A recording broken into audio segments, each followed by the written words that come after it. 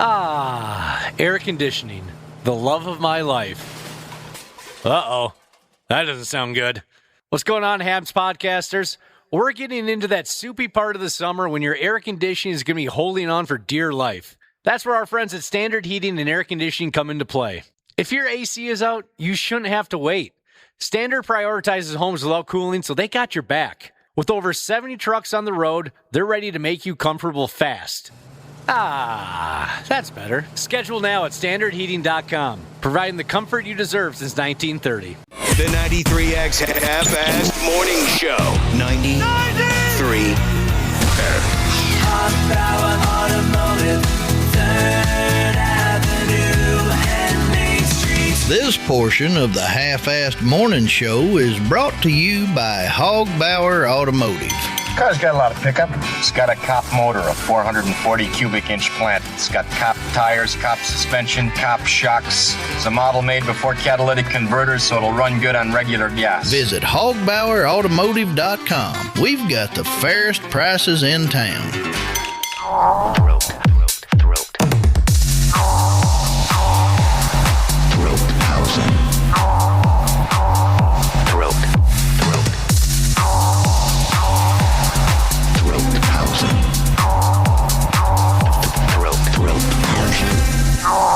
Ladies and gentlemen, The Weekend.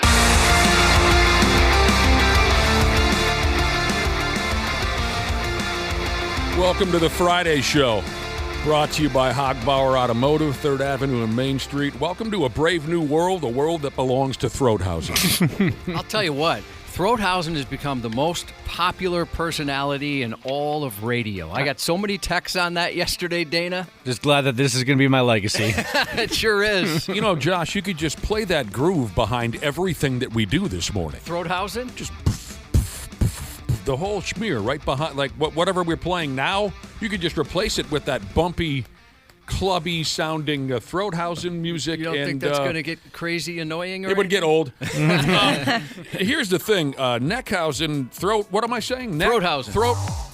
Did I start off by saying Neckhausen? No, you said Throathausen. I did, okay. Throathausen became a thing yesterday, if you missed it.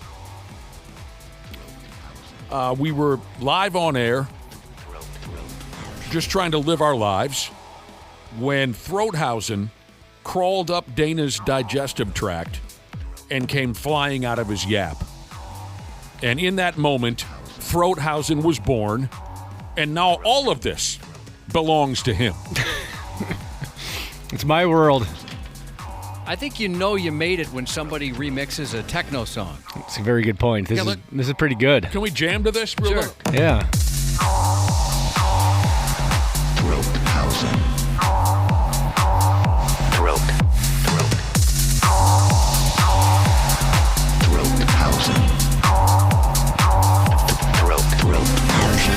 Throathausen is God, and there's no escape from God. You know, Dana? Yeah. Like, I can't tell you how many times I heard your throat yesterday. Oh, but putting that together, I bet. Did you have dinner? Yeah, I did. While I was putting that together, truthfully. No, seriously. Yeah. That's brave. That's a lot of fun. That's a lot of friggin' fun right there. Let it rain, huh? We need to wring this pig out for a good 8 or 10 hours. Wring it dry. What a relief, finally, in my opinion. Has more anxiety than hair Jesus says so well. Throathausen didn't choose greatness. Oh, Great Necks. I missed that. I can't read. Great Necks chose Throathausen. That's right. And you met Danhausen yesterday. Dave. I did, yeah. That was a lot of fun. He's got Danhausen, the wrestler. You might have remembered him from that NBA Finals run with the Knicks. He has an ice cream truck now, and since it's SummerSlam weekend, they debuted that ice cream truck, and I went down there, and he happened to be the guy serving out the ice cream. That's so awesome. It was a lot of fun. What was he like to meet in person? Was it real brief? It was very brief, You take a quick picture, and then he gets you the hell out of the way. What does he want in trade for I almost called it Throathausen. What does he want in trade for a Danhausen ice cream cone? Oh, they were free. Oh, free. So the gimmick is, because, he says he's very nice, very evil. Yeah. So you spun a wheel, and it either landed on a very nice popsicle or a very evil one. Oh, what'd you get? So I got very evil, and I just assumed that, one looked like it was lemonade, one looked like it was mango. And it was so hot out and we've been waiting a while. So by the time I got that popsicle, I was excited just to deep throat the heck out of the thing. The evil popsicle was evil. It was spicy as hell. I couldn't get the taste out of my mouth, and my throat was so dry from standing in the sun. And now I got this spicy popsicle in my mouth. I was like, damn you, Danhausen. That's hilarious. I suppose he doesn't have any need for money, a guy like Danhausen. No wonder he would give away his popsicles for free. Well, he sure likes asking people for human monies. And you recorded it yesterday. Yeah, I caught a little bit of it. Danhausen Bakery on an ice cream truck. Come all the way to SummerSlam in Minneapolis on a very nice medieval summer feast tour. You will be very nice medieval ice creams. Very nice, very evil ice freaks. I think that's what he said, yeah. So that's great. funny. So the evil ice cream cone actually does have a bit of an evil taste. And I saw other people on social media post videos of them trying to have the same reaction.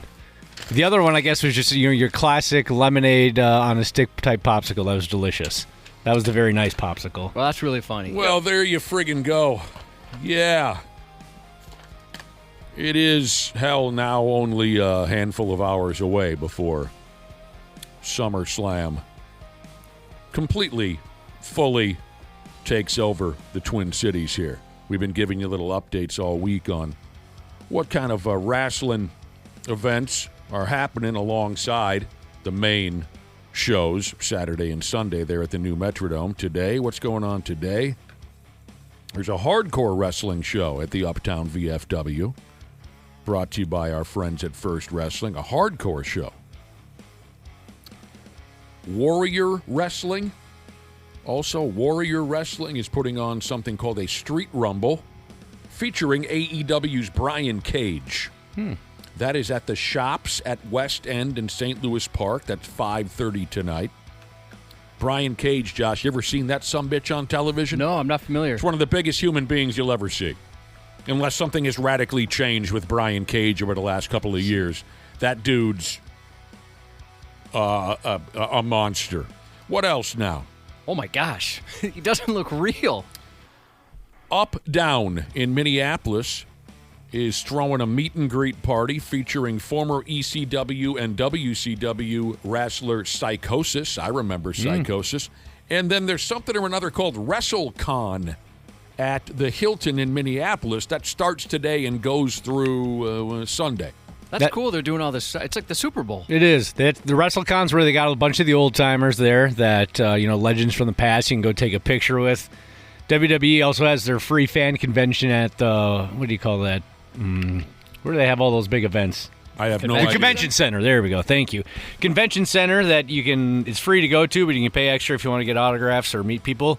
They also have this ring set up with a foam padding so that you can jump off the top rope and they stamp a picture of you flying through midair and then you land safely in the foam. Oh, cool. Yeah, it's pretty neat. That's really cool. It's dorky, but very cool.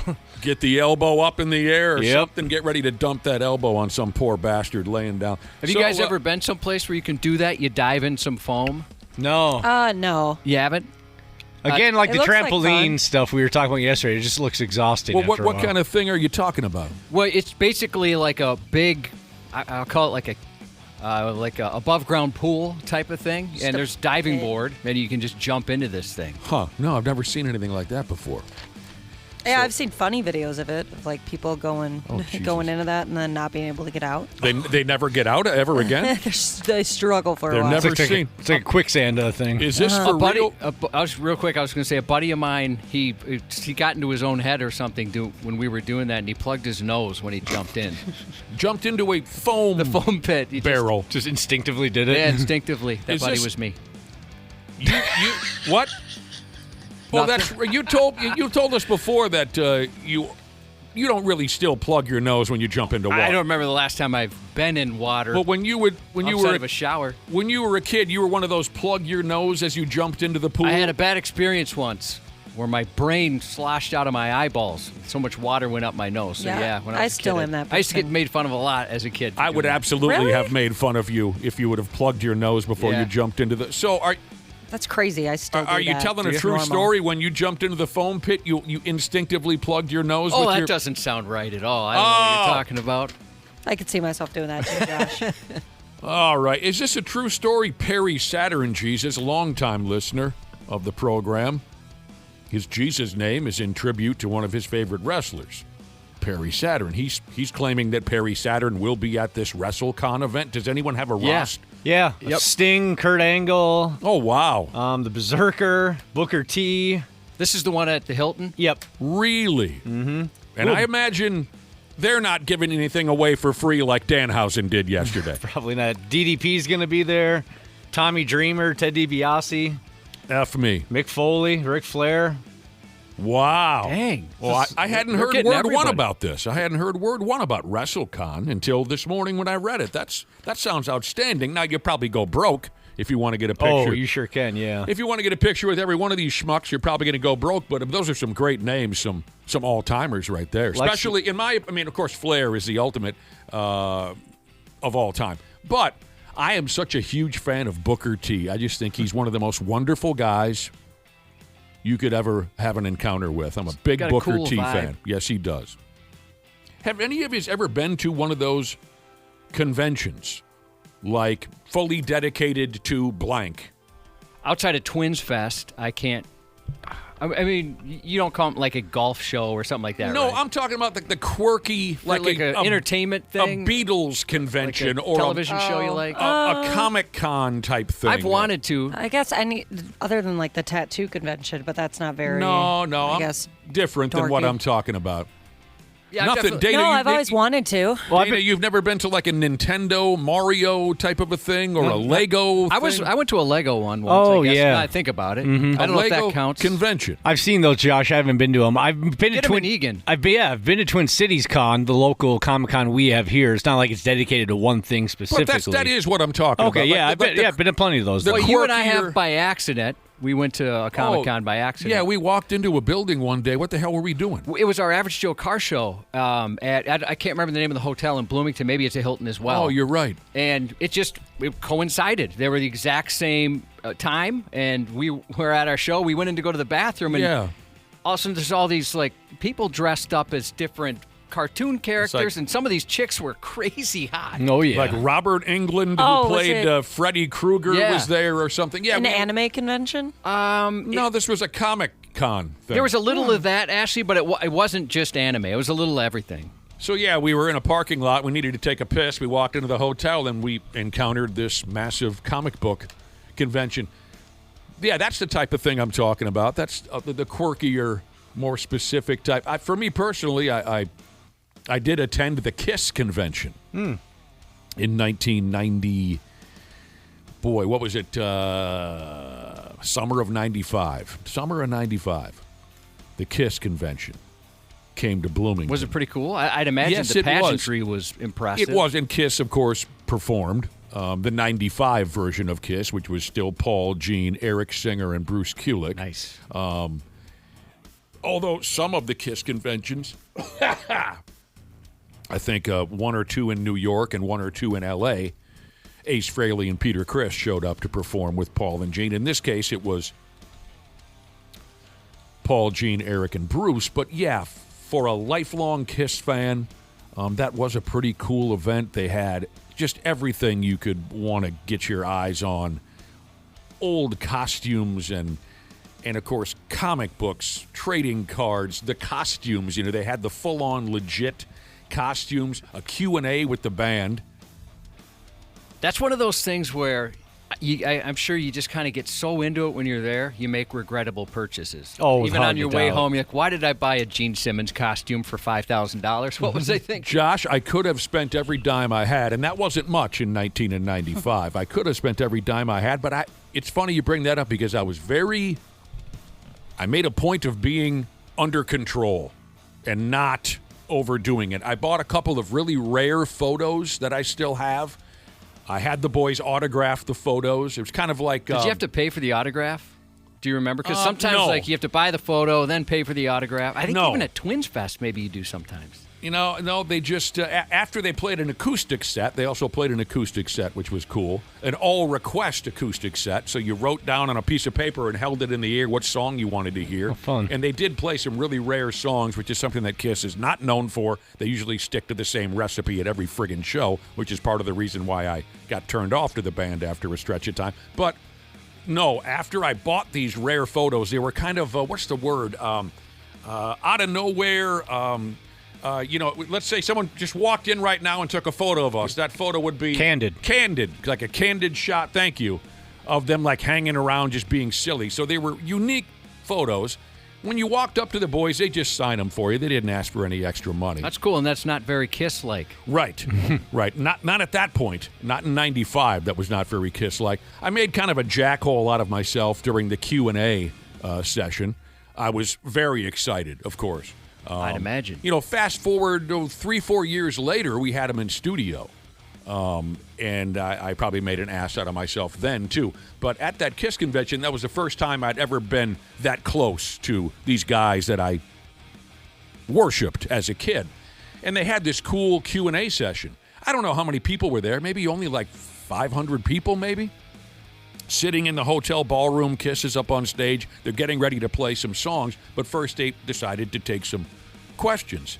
And I got handed a mic, and I had to sit there for the first 10 or 12 questions and wait my turn, and I kept trying to think, what could I ask that would be really unique? I mean, here's this band that I've been following since I was 5 years old. You would think I'd have something really good to ask them. So the first 10 or 12 questions were pretty good from other people. And I thought I wanted to be the guy that would ask something really unique. And then my time came, and the band is looking at me. And I said, So, what do you guys have planned for the upcoming tour? Oh, no. I just couldn't come up with anything that I... And then all of a sudden it was my turn. I wasn't ready, and they were like, oh, I don't know. We're going to play Albuquerque. Stupid. It was just stupid. I blew it. I understand. I'm sorry. You worship them your entire life for the most part. You get an opportunity.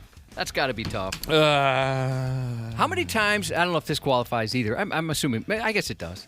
Between 1999 and 2012, how many times did the administration here at 93X say, we're going to send you to the AVN Awards? Oh, many times. At least half those years? Half of those years. They said, we're going to send the morning show to the Adult Video Network Awards in Las Vegas. We'll put you in a hotel with all the porn stars, and you'll have the time of your life. We'll send you some drinking. We'll give you drinking money, drug money. But they never pulled the trigger. Why do you ask? I was just curious because I was trying to think of any events I've gone to or almost went to, and that's the one that it seems like it came up the most. Well, here's a listener who remembers the KISS convention, said it was $100 to get in. I don't remember that, but I was fine with it. Boy, nowadays it would be that much to park. Yeah. Yeah, you're right. You're right. That's longer ago than it really occurred to me in the moment. All right. I suppose we ought to get to this. Where the hell did I put my summer ween information? I can print it for you if you... Finally. Here it is. We finally have the time to discuss summer ween. We've been trying to get dialed into this for days, but it would fall by the wayside. Ashley has been squirming in her chair for days. This is her style. So here we go. Summer ween. No, it is not the same as summer penis, where the warm temperatures add a couple inches to your otherwise unimpressive tallywhacker. Summer ween is some silly new gimmick that obnoxious people came up with so they can have an excuse to celebrate Halloween in the dead of summer. For whatever reason, Josh, the summer ween crowd can't keep it in their pants for another couple of months. Yeah, it's like Christmas in July. Halloween's now started doing that. They got to have it now. So summer ween is something that you may or may not choose to get involved in. Have you had any of your own celebrations, Ashley? This is your thing. You've been wanting to talk about this, so have you had a summer ween celebration in your home yet? No, I have not, but have next you gone weekend, to any events? Next weekend, I'm getting together with a girlfriend, and we're gonna do the whole summer ween bit. She's got a pool, so what are you gonna do? Well. Wear costumes even? Or? We didn't talk about costumes, but you kind of eat like Halloween themed food. Get some like Halloween themed floaties for the pool, Halloween themed alcoholic drinks, that kind of vibe. Okay, here's the thing. We're finally coming around to this and talking about it, and you sound bored with the subject. You do sound kind of bummed out. Yeah, I don't know. Yeah, my girlfriend's coming over. Sorry, we just talked about wrestling for a while, so I gotta refocus. What? Yeah, now you should be We excited. lost you for 10, 15 minutes? Wrestling usually loses me a little bit. I'm sorry. I try, you guys. I try. I just don't know anything about wrestling.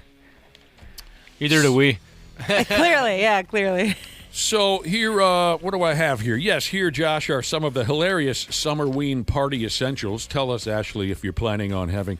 You mentioned the food. Okay, there's all kinds of, you put some candy corn into a bucket of something. Oh, no. It's more like you grill... like hamburgers, and you put a piece of cheddar cheese on it that's like cut like a jack-o'-lantern. Like, it's very summer-themed food still. You just throw a weird twist on it. Okay. What about fake cobwebs on lawn flamingos, pumpkins wearing sunglasses, skeletons floating in the pool with inflatable drink holders, orange and black beach balls? Yeah. Yep, that's spot on. All of that? That's beautiful.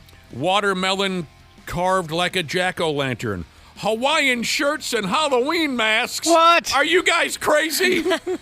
Somebody call the cops. Those two things don't go together. That's not a combo you typically see. Plastic skeletons lounging in beach chairs, Josh, with sunglasses on and a beer koozie. I like that. Actually. Josh likes it. That's pretty cool. I crack up if somebody did that. You know what I can't shake is every time we say Summerween, I want to sing it. I want to sing Summerween. Makes me feel fine, flowing with the jasmine in my mind. Who was that, Josh? Although it wasn't Summerween, it was what is it, Summer Breeze. Oh. Was that Seals and Crofts? I'm going to go with Seals and Crofts. Makes me feel fine. Or not Seals, and that was the cartoon people. Who sang Summer Breeze? Seals and Crofts. Oh, I was right. Here are some scary movies now. Maybe you and your girlfriend can discuss this, Ashley, at your Summerween party. Just the two of you. I think there might be more people. I don't know. She hit me up like a week ago. We haven't talked about it in a minute. But Josh, would you accept an invite to the Summerween party over at... I was just thinking, but didn't say. Sick invite, Ashley. it's double D, Jesus. So Oh, Christ. you gotta Josh, bring is, it up with her. I can't handle her. Josh has wanted to see her in a bikini for years. She's too much for me. It's as great as you'd think it is. So what I'm thinking, it's as great as that? It's so funny. The first time she had me over at her house for like a pool day, I straight up just like told her she was in a swimsuit, and I was like, dude, I'm sorry. I feel like I'm being so disrespectful, and I'm like acting like a typical dude right now, but I can't stop looking at your boobs. I was like, so if you catch me looking at your boobs, I mean, they're just like there. They're there. There's nothing you can do. Well, you ought to go to that, Josh, because he wanted a piece of that for years. None of that is true. She's wonderful, but never said or thought that. Here are some, to add to the Summerween vibe, here are some scary movies that were set in the summertime. Ooh. Movies like The Texas Chainsaw Massacre from 1974. Jaws, 1975, although, and we don't need to get into this, but I still don't fully understand why Jaws is ever included in conversations about horror movies. I would never consider it It's not a horror movie. No. Friday the 13th from 1980. Oh, yeah, because he... Summer camp. Yeah, he drowned at a summer camp, yeah. Hostel! Oh, no. I don't want to watch that one. No. I've seen that, but I don't quite remember it. Whoa. That's the one with the Achilles deal? Yeah. The torturing. And the eyes fall out. Oh.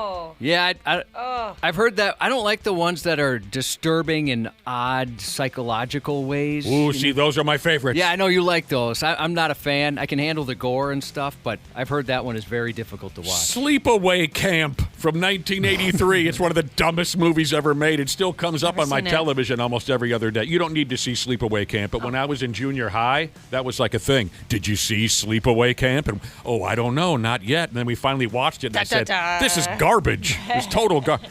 And speaking of garbage, one of the worst movies I've ever watched. Yes, it's a horror movie. Yes, it was set in the summer. And summer's even in the name. Midsummer. If I ever find out that any of you have watched that movie, we will cease being friends. No, That I movie, wasn't planning on it. It's so dumb. And then you made it like where I was like, yeah, all right. I have no reason to see that movie. You won't believe how dumb it is. That's another one where it's crazy disturbing, right? Yeah, it is. Well, this will be really easy to accomplish because every store already has all their Halloween stuff out. I've already bought quite a few new Halloween decorations so far this year. Yeah, 3 weeks ago was the first time I bought something. Everything's out. It's so cool. I love it. I love going into the little home good stores and just a big smile. Well, we have a Spirit Halloween that opens by us. Actually, we have a couple of them that opens by us every year, and they've been open for about a month. Oh, they really? Wow. Yeah. Yeah, we're getting one of those in Coon Rapids. There was one 2 years ago or so, but they didn't do it last year, and I was like, what the heck? And we need more abandoned buildings. I'm telling you, I got a ton of stuff you can have. I know. I need it. You're welcome to have it. Yeah. Well, that's right, Josh. Give all of it You're to me. shutting down all your Halloween operations. Yeah. The kid doesn't care anymore, and it's a lot of work. And so get rid of it. Yeah, Ashley, if you want it, it's yours. I really want to see how my son reacts to that kind of stuff. I want to desensitize him so that Show him Midsummer. so that he loves the Halloween horror vibe when he grows up. I think with how much you're into it, he's going to love it. What if he just absolutely hates it? Doesn't want to go trick-or-treating, doesn't want to dress up, hates candy. Well, you do a maternity test. Make sure it's your kid. Here's the good If news. there's anything that would break my heart more. If your son hates Halloween, well, then Halloween just goes back to being simply your birthday. That's a good point. You can always fall back on that. Wolfpack Softball Jesus wants to know if Midsummer was worse than Get Out. Yes, it actually is worse than Get Out. I bought Get Out, but never watched it because of how bad you said it was. Terrible. She's Friday. Like I mentioned briefly, I love this friggin' rain. We need to wring this pig out for a good 10, 12 hours. Let's give you outdoor worker types a day off. Let's give a farmer or two a friggin' break with this rain and just wash away the heat for a stretch of time so we can take a damn deep breath. Maybe this will help the brown and dry grass I have. I dig it. Yeah, it'll do a little something there for you, Smack. So bad. It'll do a little. We ought to take a break, but thanks for joining us. What the hell? Am I missing anything? Just had to get that one out. Throathausen will be making an appearance, I'm sure, on and off all morning. He's become kind of the boss around here. One more time with the Throathausen Jam. Throathausen.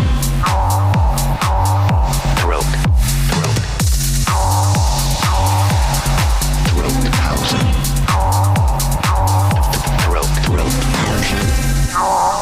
Right now, Josh is picturing Double D Jesus just jiggling around in her bikini. No, not at all. Boom, boom, boom. Are we still having referee Rob Page in today? Yeah, who cares?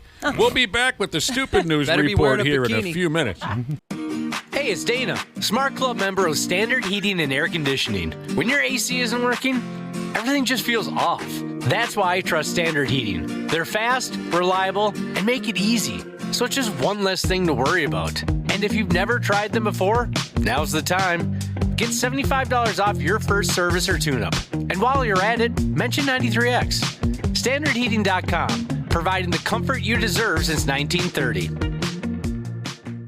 Years of hard work, and now you've got pain in your back, your shoulders, your knees, maybe your joints. You need help. Randy Shaver here with the answer. Dave Bialke. He's got over 30 years experience in getting workers' compensation benefits for people just like you. Don't suffer. Call Bialke Law today. 763-571-2410 or go to bialkelaw.com. That's BIALKE law.com. And it spells relief for you.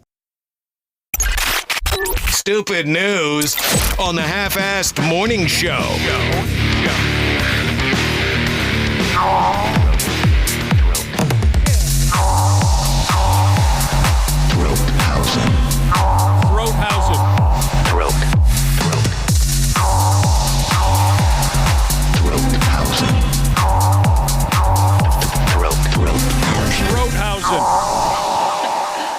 Throathausen has taken over. Yesterday morning, Throathausen crawled out of the darkness of Dana's windpipe and has a message for everyone.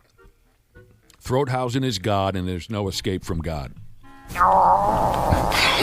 It's just the truth. He's not here for laughs, Josh. He's not here for good times. Throathausen is here to destroy us all. Oh. So, Josh, when you put together that song, it's clearly going to go number one in the dance charts. Oh, gosh. Who gets the royal? I get some royalties, don't I? Yeah. No. Well, your neck. You are does. not Throathausen. Yeah. You are Dana. You just are. He lives through you. You are the vehicle. You're the parasite surviving off of Throathausen. Right. You are just. A listener has texted in and wants to know, Josh, will the Throathausen theme song be on the Zoolander 3 soundtrack? I was telling the guys off the air, Dana, that I thought my wife and son were going to murder me yesterday with how much they had to hear your throat Oh, sound. man, I feel bad. I feel like I own Wingstop or something. Keep an eye out for the sumbitch because he's loose. And he shows up when you least expect it. Hey, is Throathausen? He has escaped. Will Throathausen be at the Bro? I can't remember. Are you going to be at the Bros thing tonight? Potentially, but not for very long, though. Okay. Just a brief appearance by Throathausen. Yes. So, other messages. I'd like to share some other text messages with you here before we launch into the Stupid News Report. It's such a big day. Of course, as we already mentioned, Throathausen is here. And he's not looking to make friends. Josh just mentioned our Broast Out Cancer event tonight at the Wise-Ed American Legion. I'll be giving you more information about that later. It's been a huge WWE or just wrestling in general party all week long in the Twin Cities. Tomorrow and Sunday, SummerSlam cuts loose on the new Metrodome. We did cover some of the events going on today. There's a where did I put my wrestling events? There's a hardcore show. So much going on. There's a hardcore show at the Uptown VFW tonight from our friends at First Wrestling. There's something or another called the Warrior Wrestling Street Rumble. That's at the Shops at West End St. Louis Park tonight at 5:30, featuring AEW wrestler Brian Cage. A meet and greet at Up Down in Minneapolis, where you can meet former ECW and WCW star Psychosis. And WrestleCon at the Hilton in Minneapolis begins today. And Dana was telling us earlier, all kinds of current and former WWE superstars will be there, like Ric Flair and Booker T and Kurt Angle. We're expecting a visit a little later on this morning by one of our pals here in town. I've referred to him for years as a local living legend. He's a former wrestling referee here in town by the name of Rob Page. So we'll talk more wrestling with Rob later. But a few text messages have come in on all the parties and all the this and that connected to SummerSlam. Here's something that I was not aware of, and I don't know where it's taking place. Maybe someone can help us out. Sunday from 2:30 to 4:30 p.m., somewheres, there is going to be a Hardy party. I think that's at the WrestleCon. Okay. Because they're going to be appearing there. I'm sorry? The singer? There's a singer called Hardy? Yeah, the clothing brand? No, nothing to do with the clothing brand. My dog that ran away? No! Wow. Well, you got That'd be something. Spell it out for Ashley. That would be something, Dana. Jeff and Matt Hardy, the Hardy Boys, three. I remember you guys talking about these guys. They were originally, by the way, Josh, originally I think they were called the Extreme Team, and don't make us tell that story again. Were they really? Yes. Oh, no. That's great. We had them in studio, a year ago? Yeah, fantastic guys. They were really cool. I mean, two of the greatest performers that television wrestling has ever seen, and a couple of really nice guys. Okay, the Hardy Party. And there is at least one, now help me if I go astray, because, again, I'm not dialed in to any wrestling lately. Last night I did turn on a little bit of TNA on television. I think I saw Jeff Hardy last night on TNA. I also saw Nick Nemeth, who, if you're a WWE fan, for years, he went as, we had him in studio, Josh, blonde hair. When he was in WWE. Nick Nemeth is who you said his name Yes, but in WWE he was, Dana, long blonde hair, incredible athlete. On WWE, he was one of those. Dirk Ziggler. Dolph Ziggler. Dolph Ziggler. Yeah, Dolph Ziggler. Yes, yeah. I saw him on television. Remember, we saw him at his first ever show. Yes. And all he did was walk around the ring and said, "Hi, I'm Dolph Ziggler." I'm Dolph Ziggler. Yeah. That was his thing for when he was. Anyway, where am I going with this? Okay. Forgive me if I'm wrong here, but I looked at the card for Saturday and Sunday, and I noticed another guy who we've had in studio and a local guy. We've been hyping up the local characters a lot during this SummerSlam week because of the pride we have in them. Chad Gable has a match. I was unaware of that, but Chad Gable has a match at SummerSlam for the Intercontinental Championship, taking on one of my favorites of all time, Penta El Cero Miedo. That's going to be a fun one. Good for you, Chad Gable. I think that's outstanding. We did get talking a little bit when we mentioned this WrestleCon. We started talking a little bit about different quirky, kind of very specific conventions that we've attended. Josh and I accidentally went to a Comic-Con one day. Dana's been to a couple of, Lego conventions? No, like Comic-Con type things where they have entertainers and nerdy things there. I went to the KISS convention. One of our listeners in the late 80s, Josh, went to a Doctor Who convention. Oh, really? My cousin was so into Doctor Who. I never really got into it too much. I could not understand it. When I was in grade school, there were a couple of dudes that I hung out with who loved that friggin' show, and I just didn't get it. I'm with you because it was too sophisticated for me. I wonder if I'd be smart enough to understand it now, but when I was young, I didn't get it. Yeah, I remember once, actually, you know how we've discussed, Josh, from our broken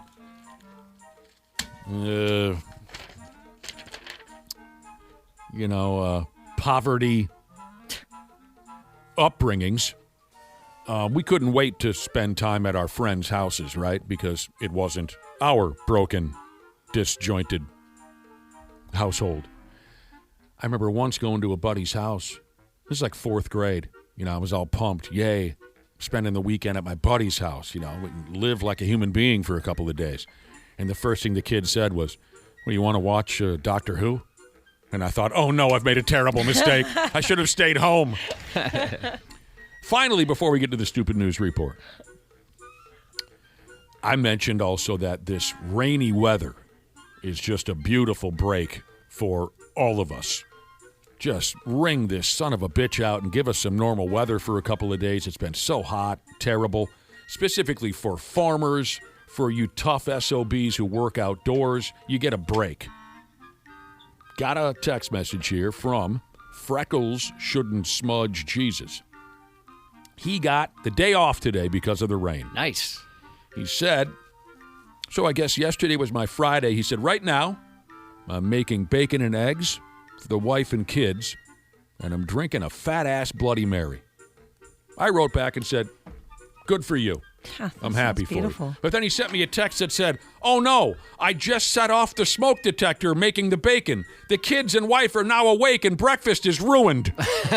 But my Bloody Mary is still delicious, he says. Bud, that sucks. You might need another Bloody Mary.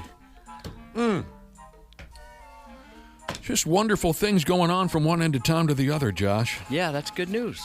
Well, not the smoke detector part. Here we go. Here we go with the stupid news. Thank Christ. So many of the most violent derelicts out there, and there's a lot of them. We're just surrounded by them. Thank Christ, so many of these violent dickheads are also some of the dumbest individuals on record. Because they almost always leave behind some form of evidence that allows us to incarcerate them for the rest of their miserable, pointless lives. A lot of them, while they're in the middle of their murderous capers, they F something up along the way and make it easy for us to run them down. Like, say, this vomit bag earlier this month, a 27-year-old gal in Connecticut, Cynthia. She goes by Cynthia. By God, she was charged with murder. It's bad. Word is, back in March, she allegedly killed a pimp. Now, the local cops haven't said dick about what the motive may have been, but they do believe it was premeditated because, and you'll like this, the cops say the same day of the alleged murder, Cynthia opened up her computer and Googled, does God forgive murderers? I don't think that's his thing, right, Josh? I mean, you would know. Well, I think what is number 6 in the commandments? Thou shalt not kill, or it's up there somewhere. Man, do you think you even got the right number there? I thought it was halfway down. It's impressive. I mean, maybe it's not in any order. I just, for whatever reason, when they taught us that, I thought it was like halfway down. Because I thought it should be maybe higher up on the list. Yeah. Because I think, like... Sometimes you forget the obvious, right? What do you mean? When you're making that list. Oh, yeah. Sometimes. Well, Yeah, God did start with the, hey, you shouldn't like anybody more than me. I think that was number one. Oh, was that number one? Yeah. He said, no other gods before me. I'm the man. Yep. Anyone else is just a cheap substitute. That was number one. So, yeah, that's what Cynthia allegedly did. She asked Google what they know about God's tolerance level for murderers. I've had moments where I've Googled something, maybe I'm watching something or something for the show, where I realize if there's a forensic expert out there, like a computer forensic person for the cops, and they see what I'm Googling, I might be in some trouble. Yeah. I've Googled some work-related things where I had the exact same thought. Okay, if I drop dead right now, someone's going to think I'm a lunatic. Yeah. But it was for work purposes or something connected to show prep. Yeah, I'll be looking up something like, how much time can you get for cutting off an infant's hand? Something absolutely horrible, something disgusting that you shouldn't even think about. But yeah, it's something somewhat related to the show or a joke or something. And I think, geez, I hope they're not tracking this. Me and Ashley's husband and I had this laugh because we text each other like we hate each other and say some very over-the-top things about how we're going to harm one another.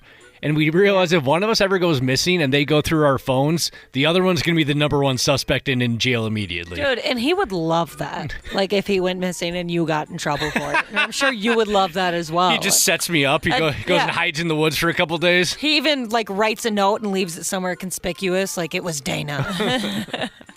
So Cynthia here in Connecticut, who allegedly murdered a sumbitch back in March, the cops found out that the day of the alleged murder, she went on Google and asked, does God forgive murderers? Well, whatever she found there on Google apparently wasn't enough to stop her from killing a guy dead. Cynthia's going to be seeing a judge about all this very soon. Maybe she better get on Google again to see what she's up against. Like, hey, Google,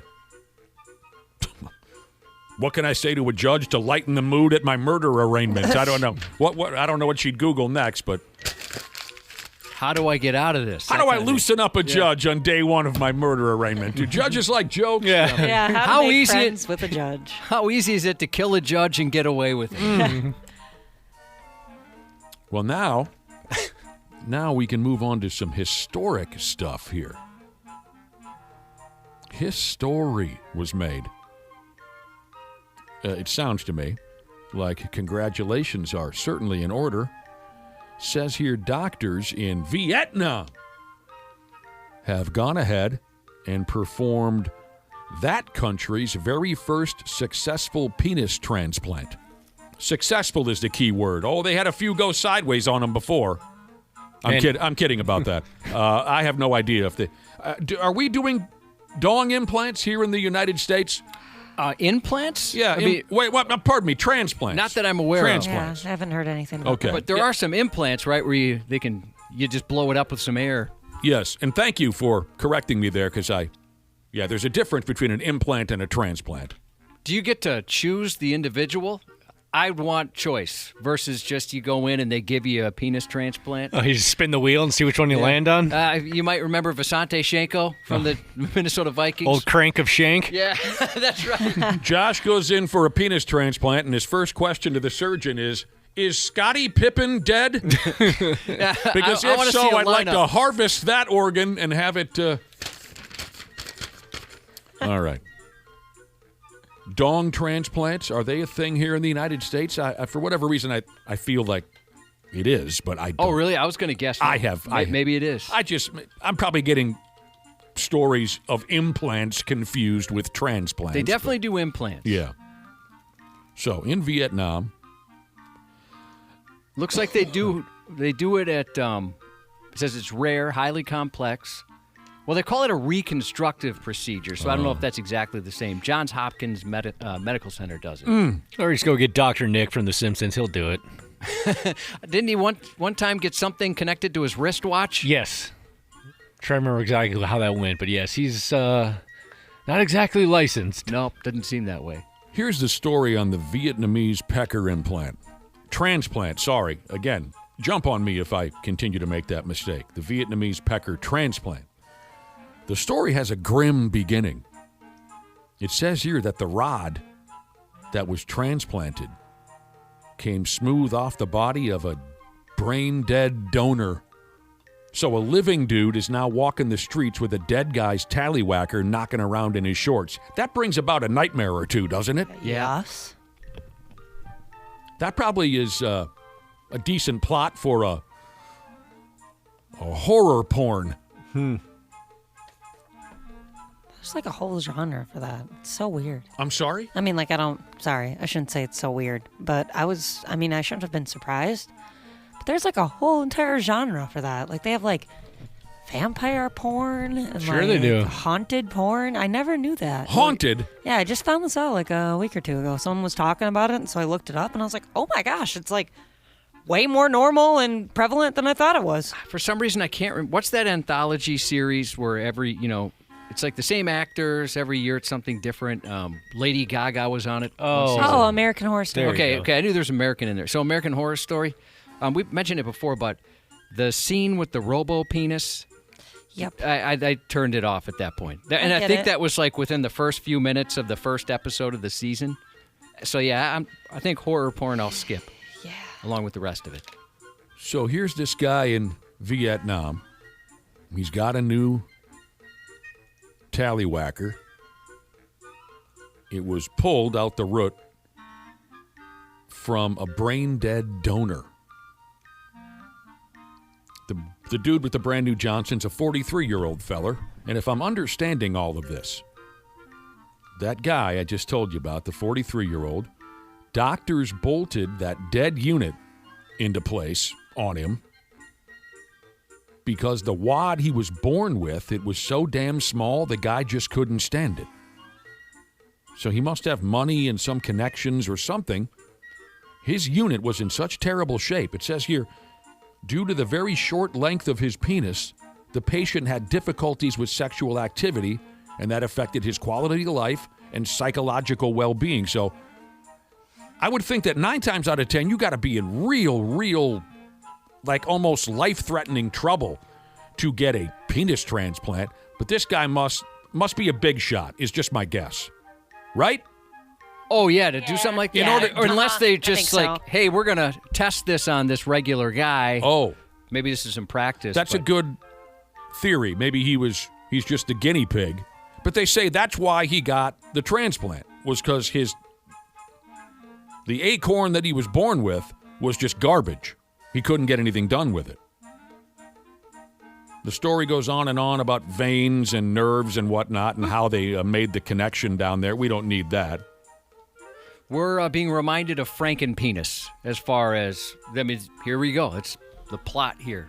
And Ice-T was in Frankenpenis. I'm looking it up. What? It's a porno movie. Yeah. Yeah. So the horror porn where somebody gets their penis cut off by their wife and then they transplant one, and I guess it does some bad things. Yeah, I have. Ron Jeremy directed it says here. Oh, Jesus. I have vague memories of that gimmick. So you saw it? Or just knowing? Just knowing about it, yeah. I may have watched it. I don't know. So then the story goes on and on to say things are healing well down there for the 43-year-old guy with the dead man's unit hanging off of him now. Things are healing well. He can take a squeeb and everything. It's holding into place so far. They don't mention whether or not he's teed off just yet. Maybe he's got to wait on that. Yeah, I bet there's a period you got to wait. There is, though, Josh. You know, he's not exactly, I don't think he's running around town dumping high fives on strangers just yet over this, because there's still a risk that his body will up and suddenly reject his new unit. His body might just spit it right off of his carcass and kick it under the couch. Yeah, that would scare me. That'd be terrible. So they say he's being closely monitored. A team of doctors will have an eye on that zombie rod. Yeah, when... for a while. I think every morning when I woke up, you know, what can happen to a gentleman, I would worry that something bad would have happened overnight. When you get a boner? Yeah. No. Yeah. Oh, like it might just fall off. Yeah, like something might pop. A stitch goes away. The stress would be, Or yes. I wake up next to it, cuddling it. not realizing it came off in the middle of the night, that'd be pretty freaky. This is a wondrous thing now. This is a wondrous thing because it says here, this kind of a deal can help fellers who have lost their peckers from cancer or car accidents. Yeah, it's great. Or crazy chicks that they met up north on deer opener.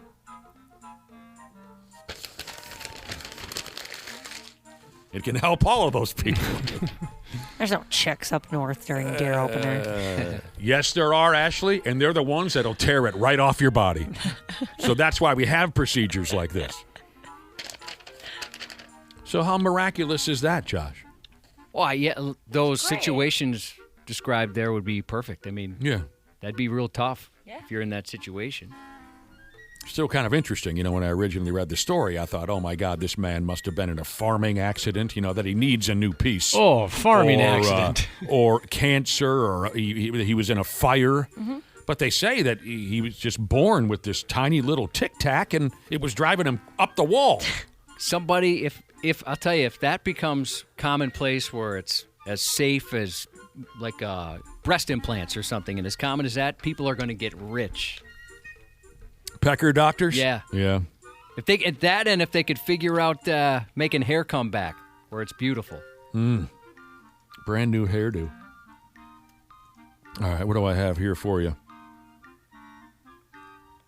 Oh, for many years now, I guess, to try and lend a hand in teaching little children how the human body operates, for many years now, toy companies have been making dolls for kids that can make poo-poos and pee-pees, and some dolls can cry, and some of them can bleed. It's a whole thing. I loved that when I was a kid. Since, probably this maybe started in the 50s or 60s, they started making these little baby dolls for children, and the doll will pee, and so then the little kids can understand. You love those dolls? Oh, I absolutely. That's all I wanted when I was younger. Was a pee-pee just doll. The cooler, this one comes with like a bottle where if you tip it, it actually looks like the milk is getting, it's going away. It was so cool to me. Oh.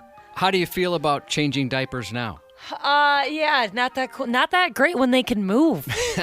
Yeah, that's not so fun. That's a whole different ball of wax. So here we go. A new toy is about to hit the market, and it's called the My Mini Baby Mom and Surprise Doll. It's a terrible name.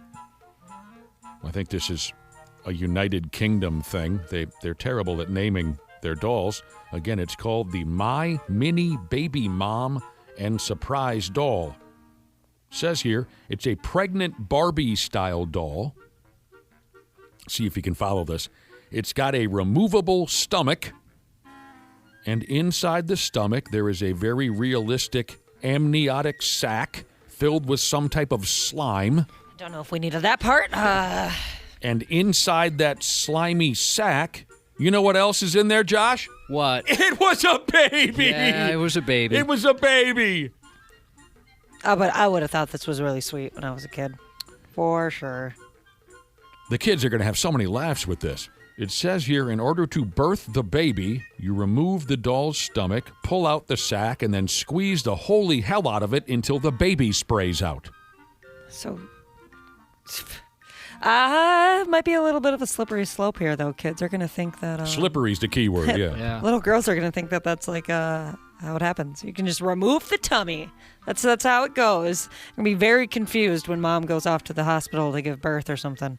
So once the baby is out, little kid here playing with the doll. Once the baby is out, they can then flip the Barbie doll's stomach around so her belly goes back to being flat.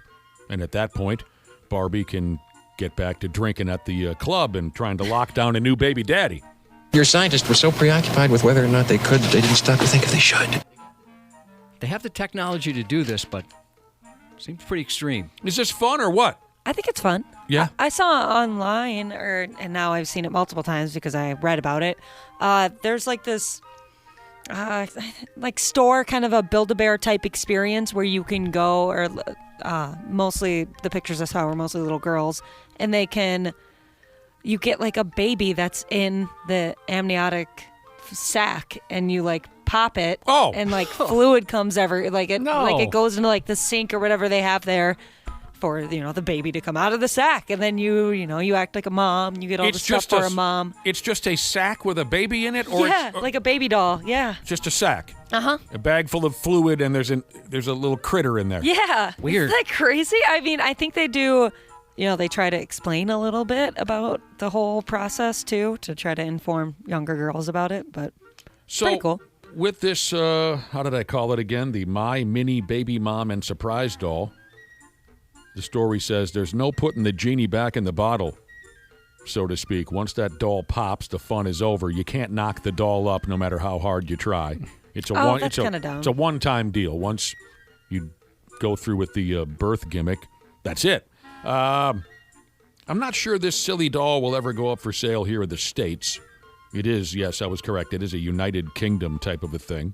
So would you want your little kid playing with that thing? It sounds like a launching pad for some serious childhood trauma to me. Would you want your kid playing with that doll? No, I mean, that sounds like a mess. Yeah. Yeah, it just sounds like why do you have to have something that's going to get a liquid anywhere? We don't need more liquids. There's enough.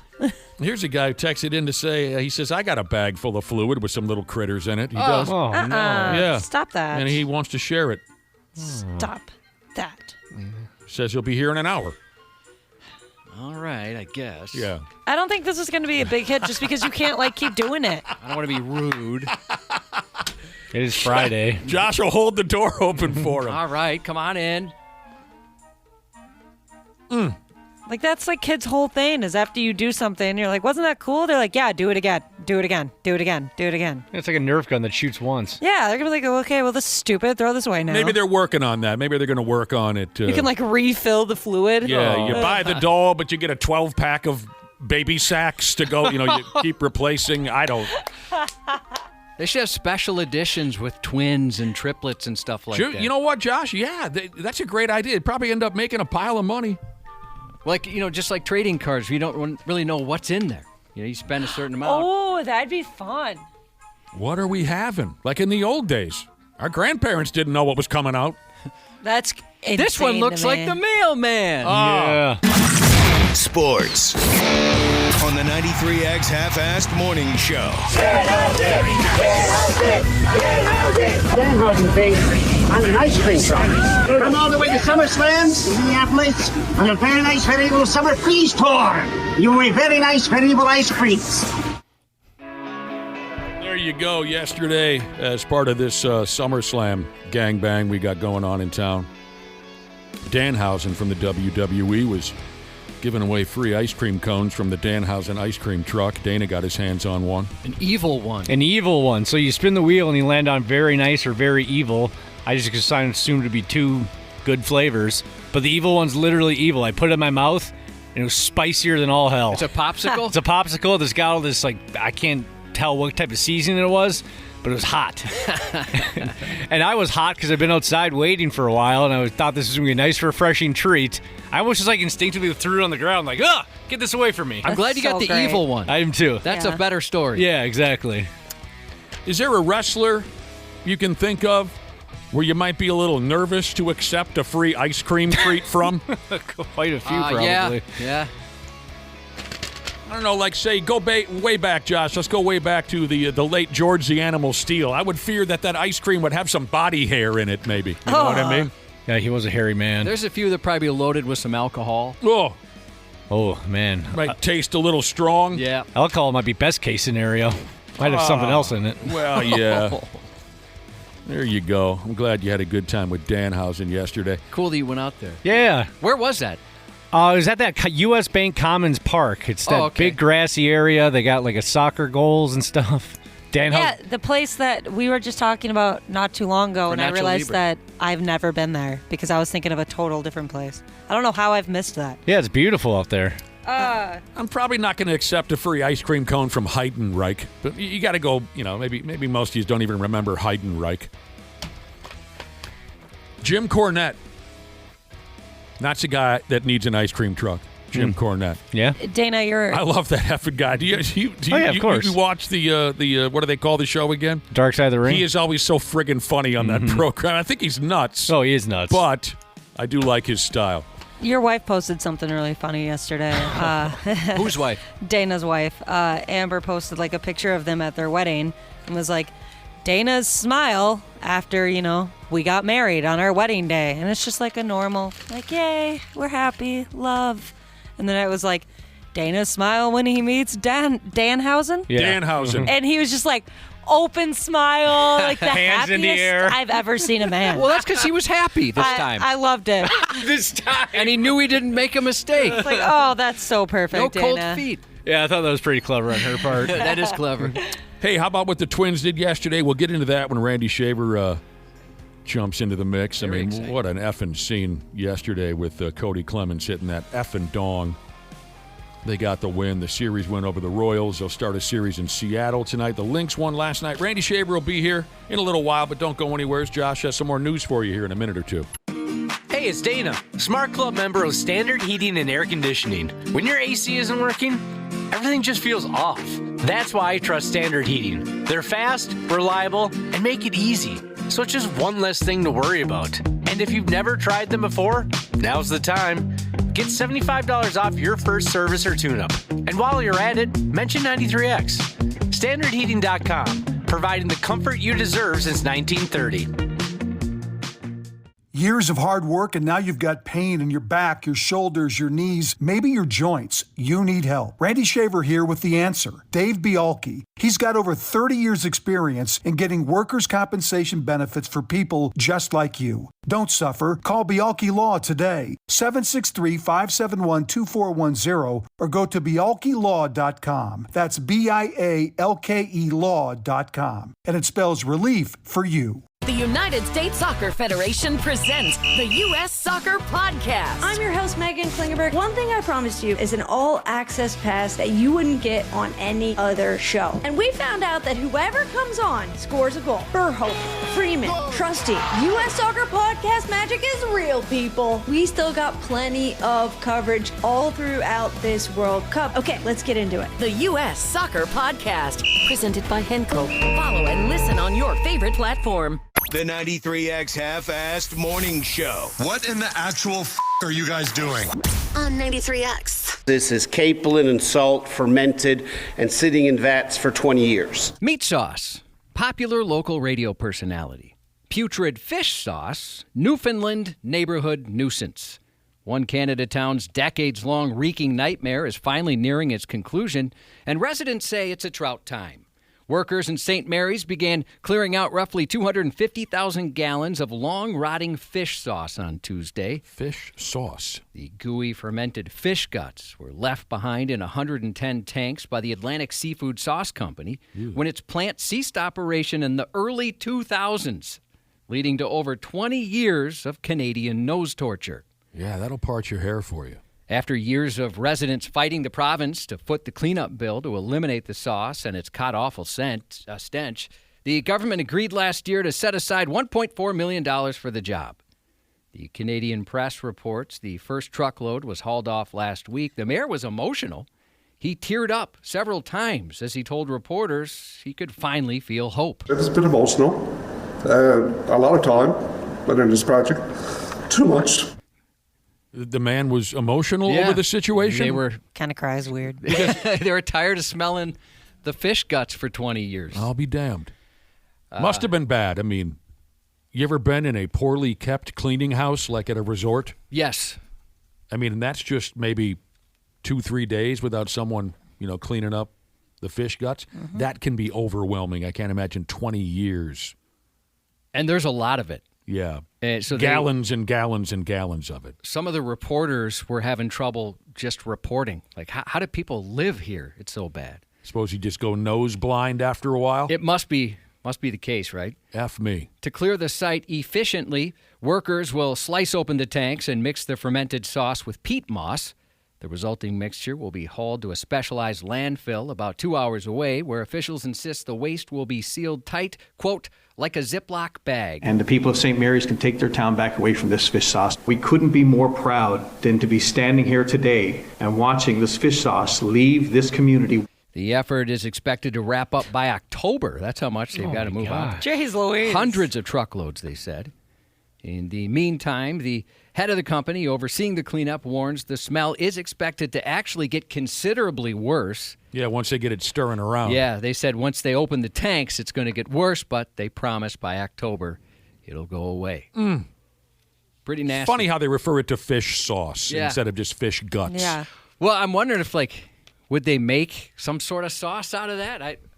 Because there is a fish sauce, right?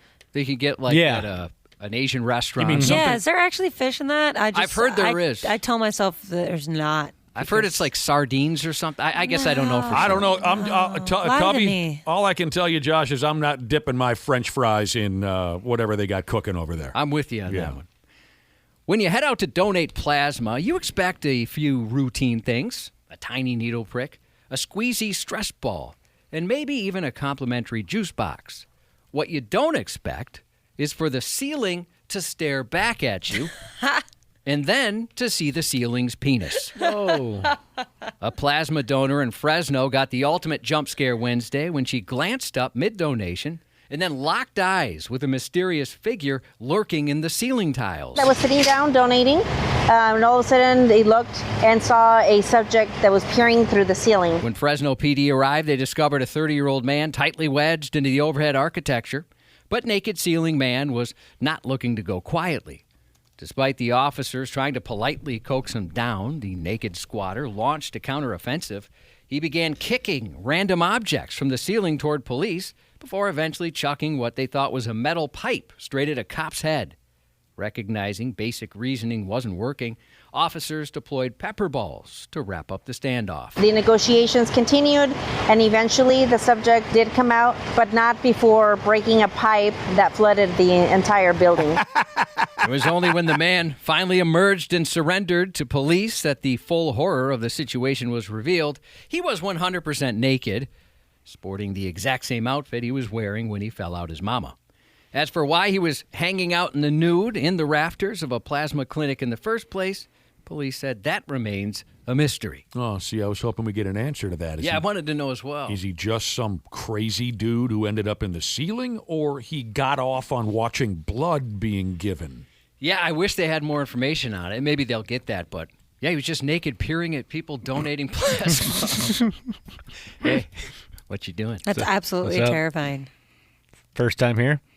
1 week ago today, the Mall of America teamed up with hundreds of Ryans from across the globe to converge for one glorious reason, making history aboard what they dubbed the Ryan Coaster.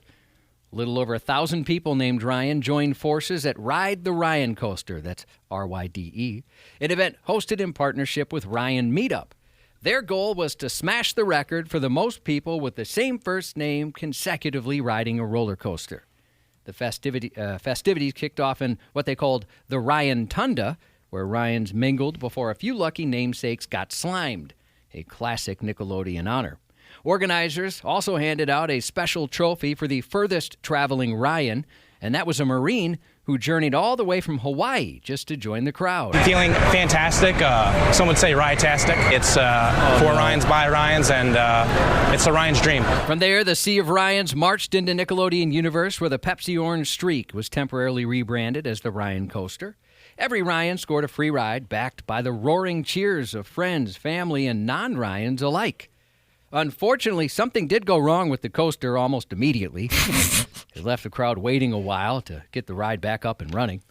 The Mall of America wasn't the only spot swarming with Ryans that weekend.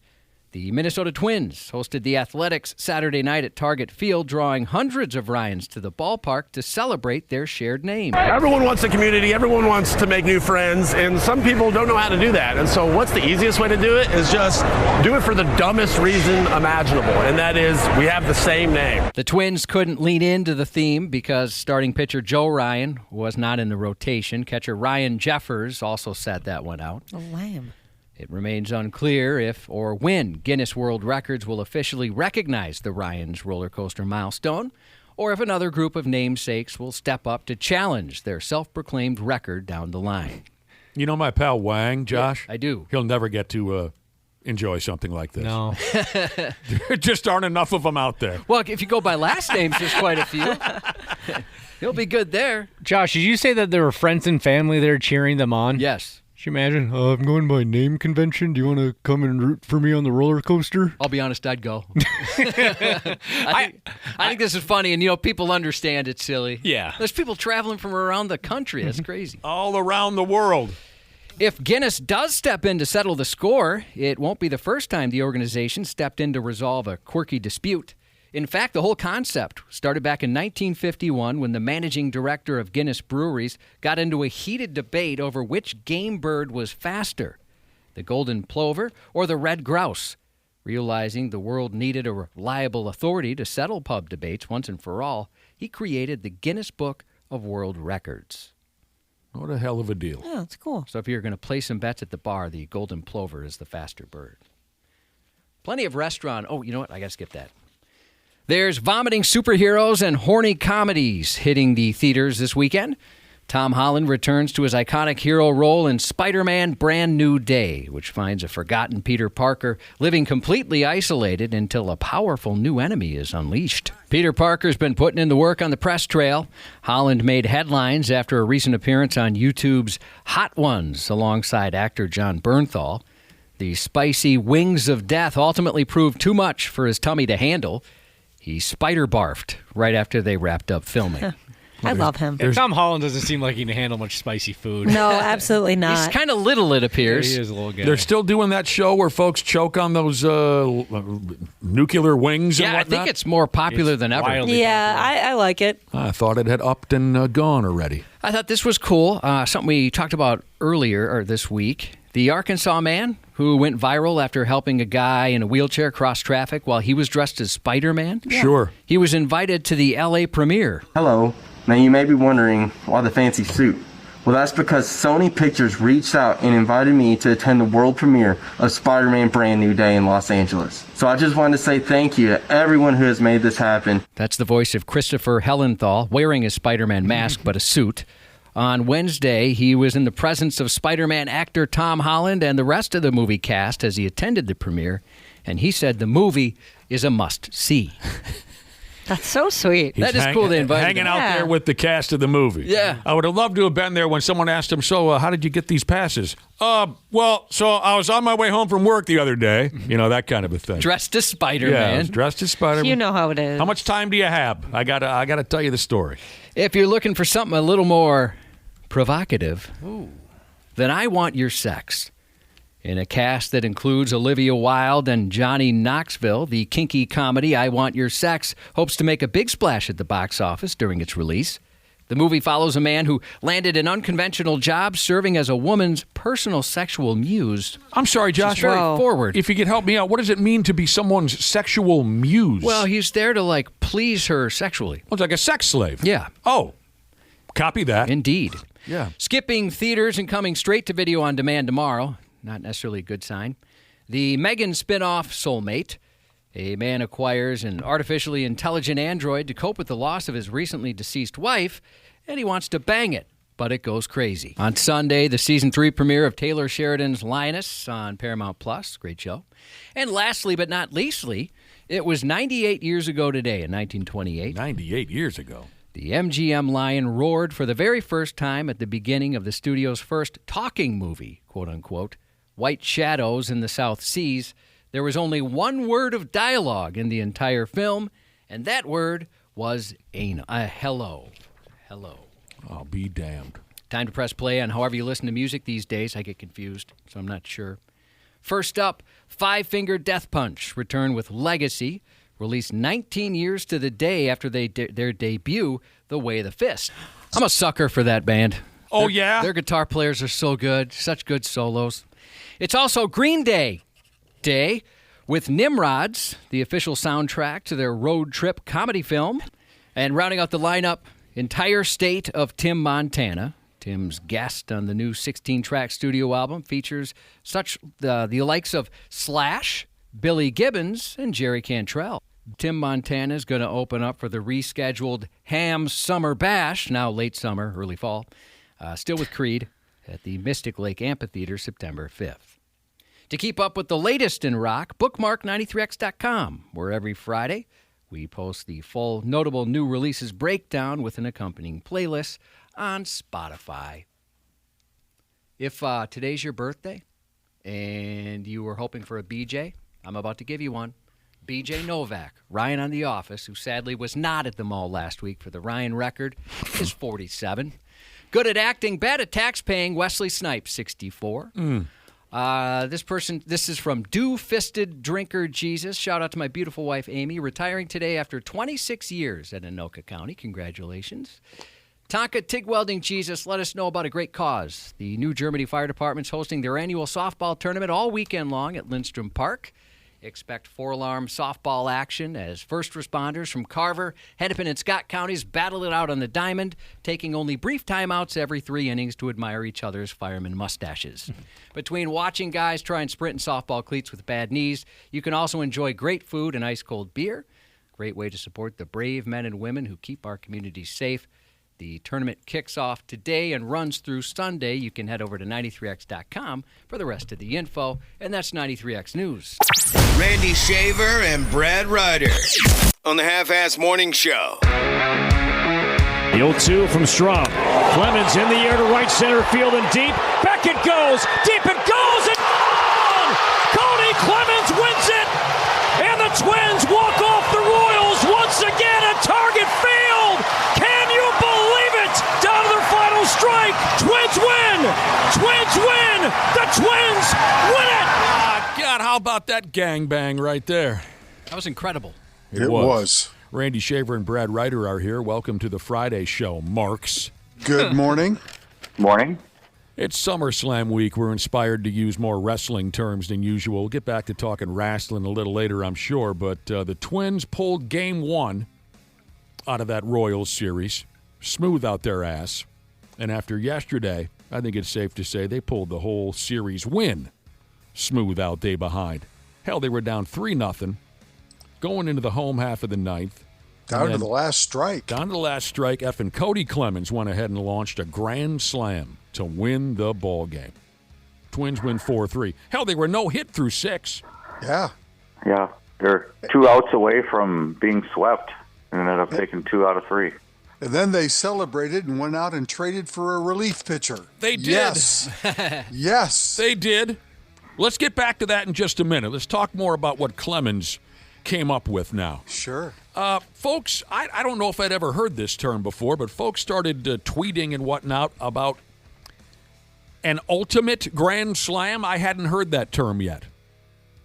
I think it's in the bottom of the 9th inning with 2 outs and down to the last strike. And down 3-0. I think it's just actually if you're down 3-0 in the bottom of the 9th, or in the bottom of whatever inning, if you're down by 3 and you hit a walk-off. Yeah, my understanding is it's a game-winning grand slam. Yeah. That is an ultimate grand slam. And according to what I read yesterday, what Cody Clemens came up with was only the 34th ultimate grand slam in baseball history. F me running sideways. That's outstanding. I saw another stat. Cody Clemens is only the second player in Major League Baseball history who has done each of these 3 things. He's hit an ultimate grand slam, he's hit 3 home runs in 1 game, and he struck out a batter pitching.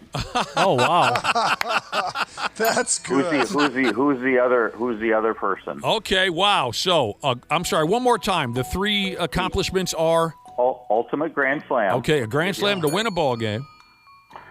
3 home runs in a game. Mm-hmm. And struck out a batter pitching. Well, I mean, there's the obvious one. Let's go with that Ohtani character. No. I'll say something like Dave Kingman. I don't know. No. Go ahead, Brad Ryder. Babe Ruth. Oh, sure. Oh, duh. God. That friggin' bag of dicks. Babe Ruth. Babe Ruth and Cody Clemens. Wow. Same class. That's incredible. Wow. I mean, hell, during yesterday's ball game, the Royals had this lefty in the mix. Cameron was the last name. Yeah, he was awesome. Through 8 shutout innings. Like I said, no hit the boys through 6. His best appearance of the season. They bring in a closer by the name of Lucas Ursig.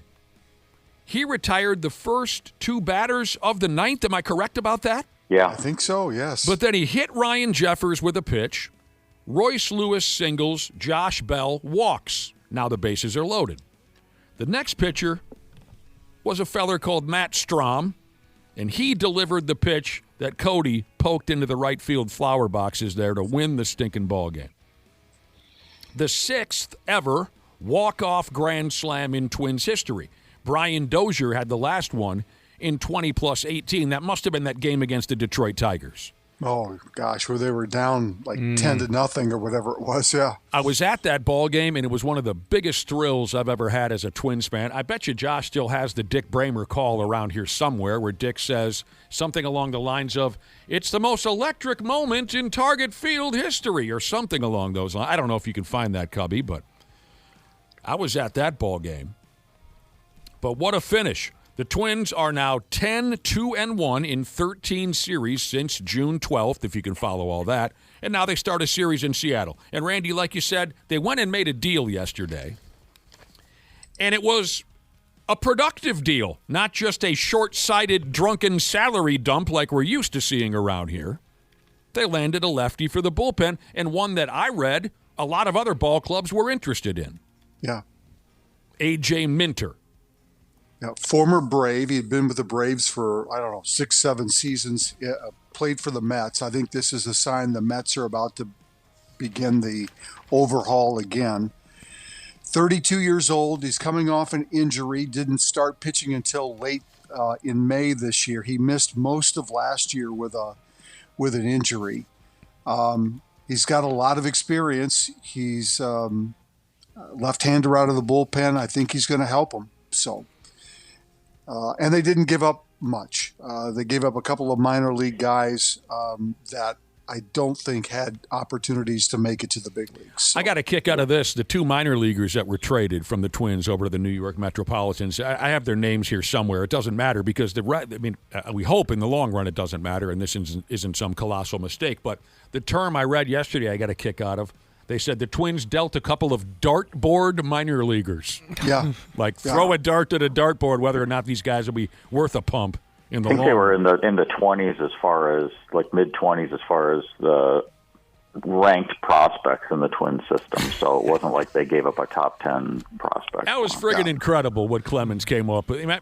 His comments after the game, he said something like he could not believe that 0-2 pitch was over the plate. Yeah. And also, it was lefty against lefty, too, which is not necessarily the best opportunity for a player at the plate to have that kind of outcome. But right. You're right. He put it right down the middle of the plate, and Clemens was all over it. So, all right, how about this? Here's a text from a listener who says his buddy was at the game yesterday, and his buddy said when Clemens hit the grand slam, he almost started crying. He said his buddy felt like Pat Bev after the meaningless play-in game. I remember that ball game like it was yesterday when the Wolves wasn't it they beat the Nuggets in order to avoid the play-in round? Wasn't that the scenario? That sounds right, yeah. And Carl Anthony Towns is kissing and hugging his girlfriend at center court. Pat Bev is crying. Players are running up into the stands. Yeah. And all they did was clinch a spot in the playoffs. But we acted around here like it was. I enjoyed the hell out of it. But, yes, I understand some of the Wolves were criticized for acting like they just won Game 7 of the NBA Finals. I do miss Pat Bev around here.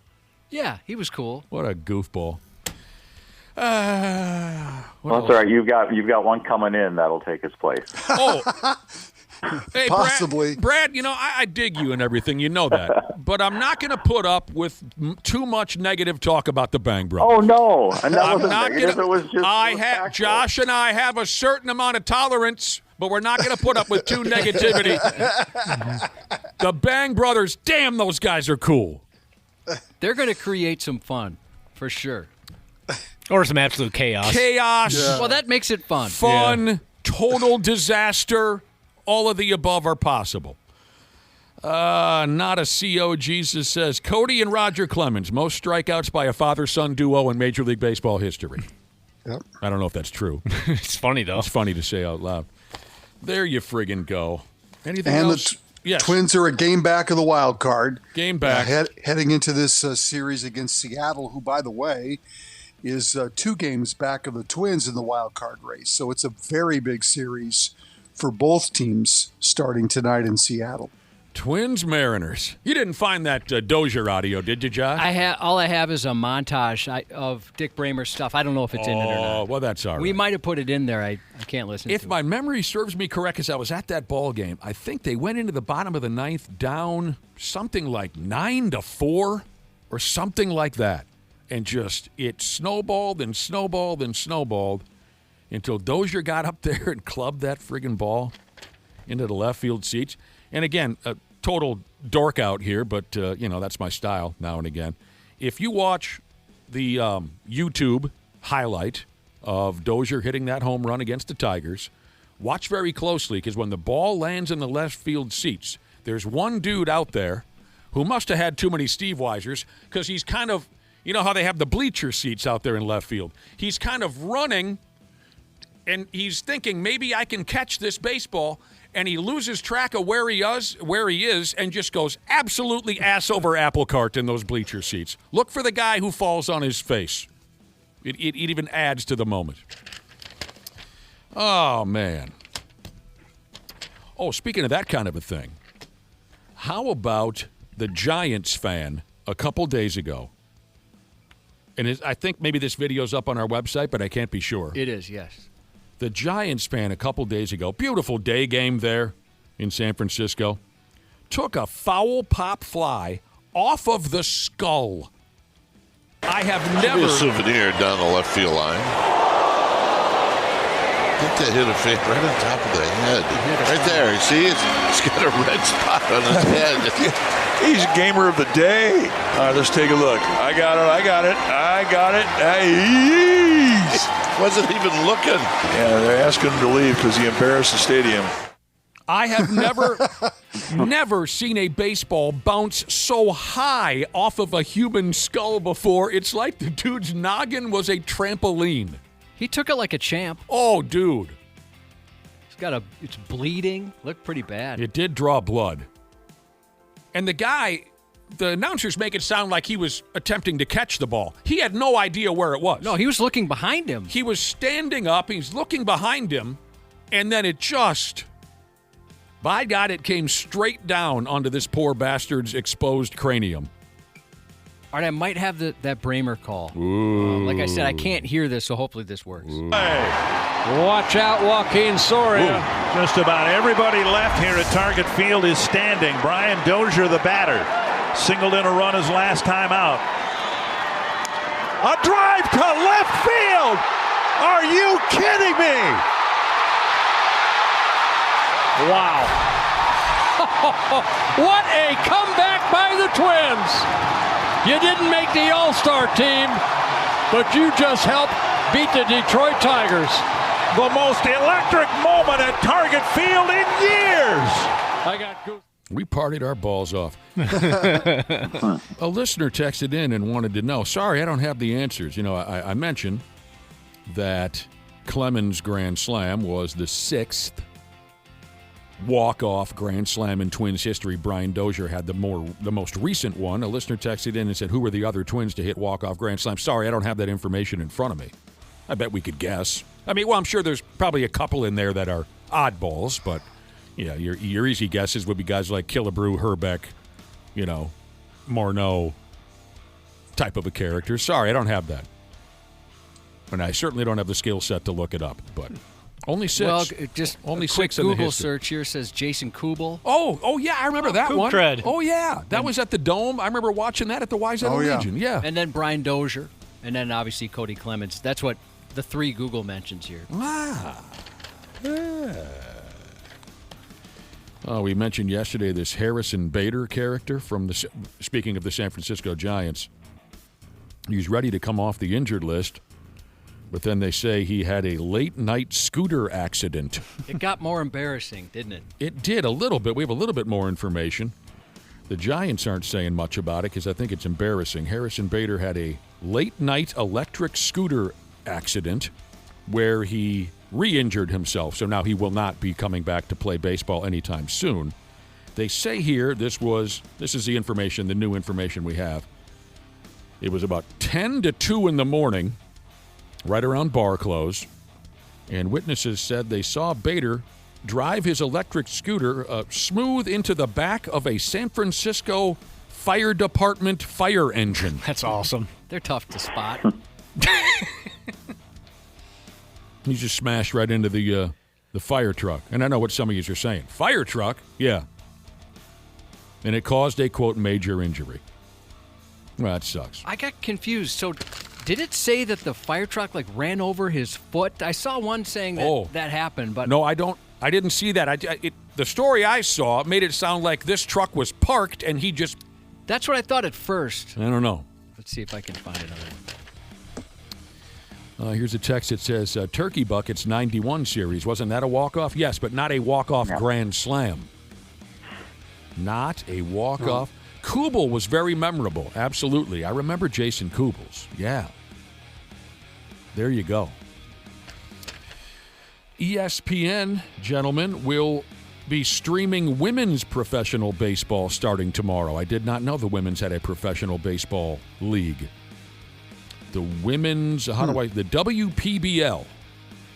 This is their inaugural season. It starts tomorrow. It runs through September 6th, followed by playoffs and such. 4 teams are participating. The New York Heights, the Boston Hunters, the Los Angeles Queens, and the San Francisco Fire Bells. All games will be played in Springfield, Illinois, so these teams aren't traveling. ESPN will stream 37 games along the way. So tomorrow's day one of the Women's Professional Baseball League. That's cool. Yeah. I'd like to see a little bit of that. The Hunters. That reminds me of one of my favorite local high school nicknames. Duluth Denfeld. They're the Hunters. That's correct. Yeah, I've always liked that one. Oh, where did Dana go? I think he went to let our guest in. Okay, we got a guest coming in. So we've got something. We need Dana here to discuss something here. When he comes back, we'll get to it. All right, so the Timberwolves have a new television broadcast plan for the upcoming season. I guess I'll have to figure this one out. Timberwolves. Yeah. I told you this was coming. Okay. You did. They're partnering with the Day Zone. They call it Day Zone. It's a streaming service, I believe, correct? Streaming service? Yeah. I'm looking for help here because I don't know what I'm talking about. Yeah, I don't know a lot about the actual specifics of the deal, like what the Timberwolves are getting or whatnot. I just know a good chunk of their games are going to end up there, and there's no cable option. So, with the Twins, for example, they have their own television network now too, but you can still get the games on cable. You're not going to be able to do that through this service at all. They've basically shut that down in questioning yesterday, from reporters. So you're going to have to sign up for this streaming service if you want to see these games. Like what the Twins have cooking.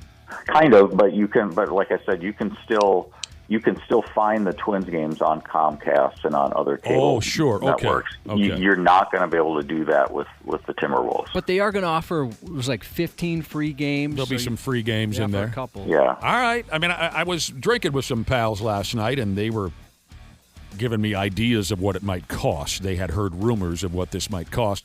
I don't have any numbers in front of me. My beer drinking pals said something like $300 or something like. But I don't know. Yeah, I don't think they've set the exact cost yet, but people were questioning the ownership or the general manager or the president of the team yesterday, and they think it's going to be somewhere around $100 a month or something like. Oh, $100 a month? You mean a season? Because I thought the Twins was like $100. Twins are like $100 for the whole. It's going to be more than that. It's going to be more than that. All right. Well, I'm a sucker. I'll do it. I don't like the sound of it, but I'll do it. Will we still get Michael Grady? Will we still get Jim Peterson? I think you'll get Grady in a limited package. Well, I guess I forget Michael Grady's in high demand now. But he's national now. So. Will we get Alan Horton and Jim Peterson? I think Horton's only doing radio. So it's just going to be Jim Peterson? Well, they're going to hire someone. I don't know that Jim's going to be back either. Well, for Christ's sake. Jeepers. What's going on? We'll figure it out. I mean, I don't like a lot of it, but I'm one of those suckers that'll go for it. Whatever they tell me, I'll do. I would love to see Jim Pete back. My God, that would bother me. So there you go. This Got is a couple people texting in saying, well, I guess I just can't watch local sports anymore. It is a nightmare, isn't it? They've been trying, just can't do it. There's a new twist and turn on this friggin' garbage every season. It's hard to keep up with. I'm technologically challenged. Well, there's plenty of folks like you that basically are going to need a concierge to explain, okay, you watch this here. Right. You got to log into this there. Right. It's a mess. It's a total mess. So what else is there on this particular subject? Yeah, they'll dump a little bit of this to the Iowegians, Nebraska, North Dakota, South Dakota, Wisco, so it'll be a lot of folks will have the option, but how many are going to want to pay X amount of dollars? I don't know. I think people will have to figure it out if they really want to. This isn't just a 1-year thing. I think it's a 5-year deal, I read. So it's not like this is just a 1-year fad thing that they're going to try. They're locked into doing this for 5 years. Okay, so and they really don't have a choice. This is really the only option they have. So it's kind of like the Wild. They didn't have an option. They had to create one. So, and people are saying that this wouldn't include the playoffs with these streaming services. You have to pay extra for the playoffs. Hell, Cubby, we'll figure it out as we go, I guess. All right, we were sent a link, and I don't know that this is 100% confirmed, but it's a pricing plan. I've had a problem in this building clicking on links. I know. We got a meeting about that. Yeah. So if you do the monthly plan where you pay monthly, it's $35 a month. And then annually, it's $25 a month. Or you can pay up front for the whole year. It's $250. And it looks like, that might not cover if they make the playoffs. F me running. I don't know if I can keep up with all this. Hey, the Lynx won last night. They beat Toronto by a hell of a lot of points.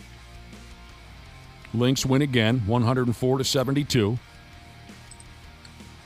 Throathausen became a thing yesterday. Randy, you were here on the ground floor for Throathausen, were you not? That doesn't ring a bell. Oh, I thought it was when we had Dr. Andrea. All right, sorry, I thought maybe you were around. Throathausen became a thing. Throathausen, I'm not sure what that is. It crawled out of the darkness of Dana's digestive system. Oh, I heard that yesterday. Here's what it sounds like.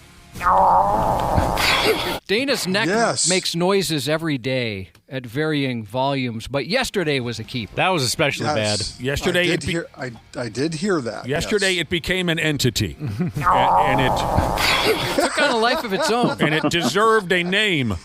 We named it Throathausen, and like I said, it escaped Dana's windpipe, and it's currently on the loose, Throathausen. Throathausen is here to destroy the world. It's cursed.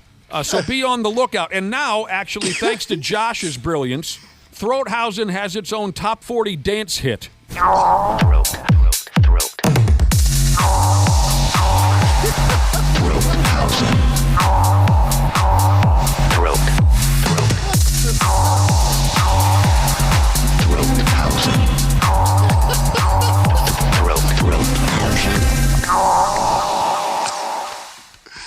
Oh my God! Don't be going down dark alleys this weekend. Oh my God! You might come face to face. At least you'll hear it coming. It's a good point. You can't sneak up on you. With the very evil, yet at the same time very nice Throathausen.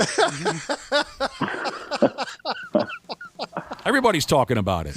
Oh, yeah. Oh, man. You're not kidding, Nick. I got texts from friends yesterday. A few people used ChatGPT to make posters of Throathausen. Oh, seriously?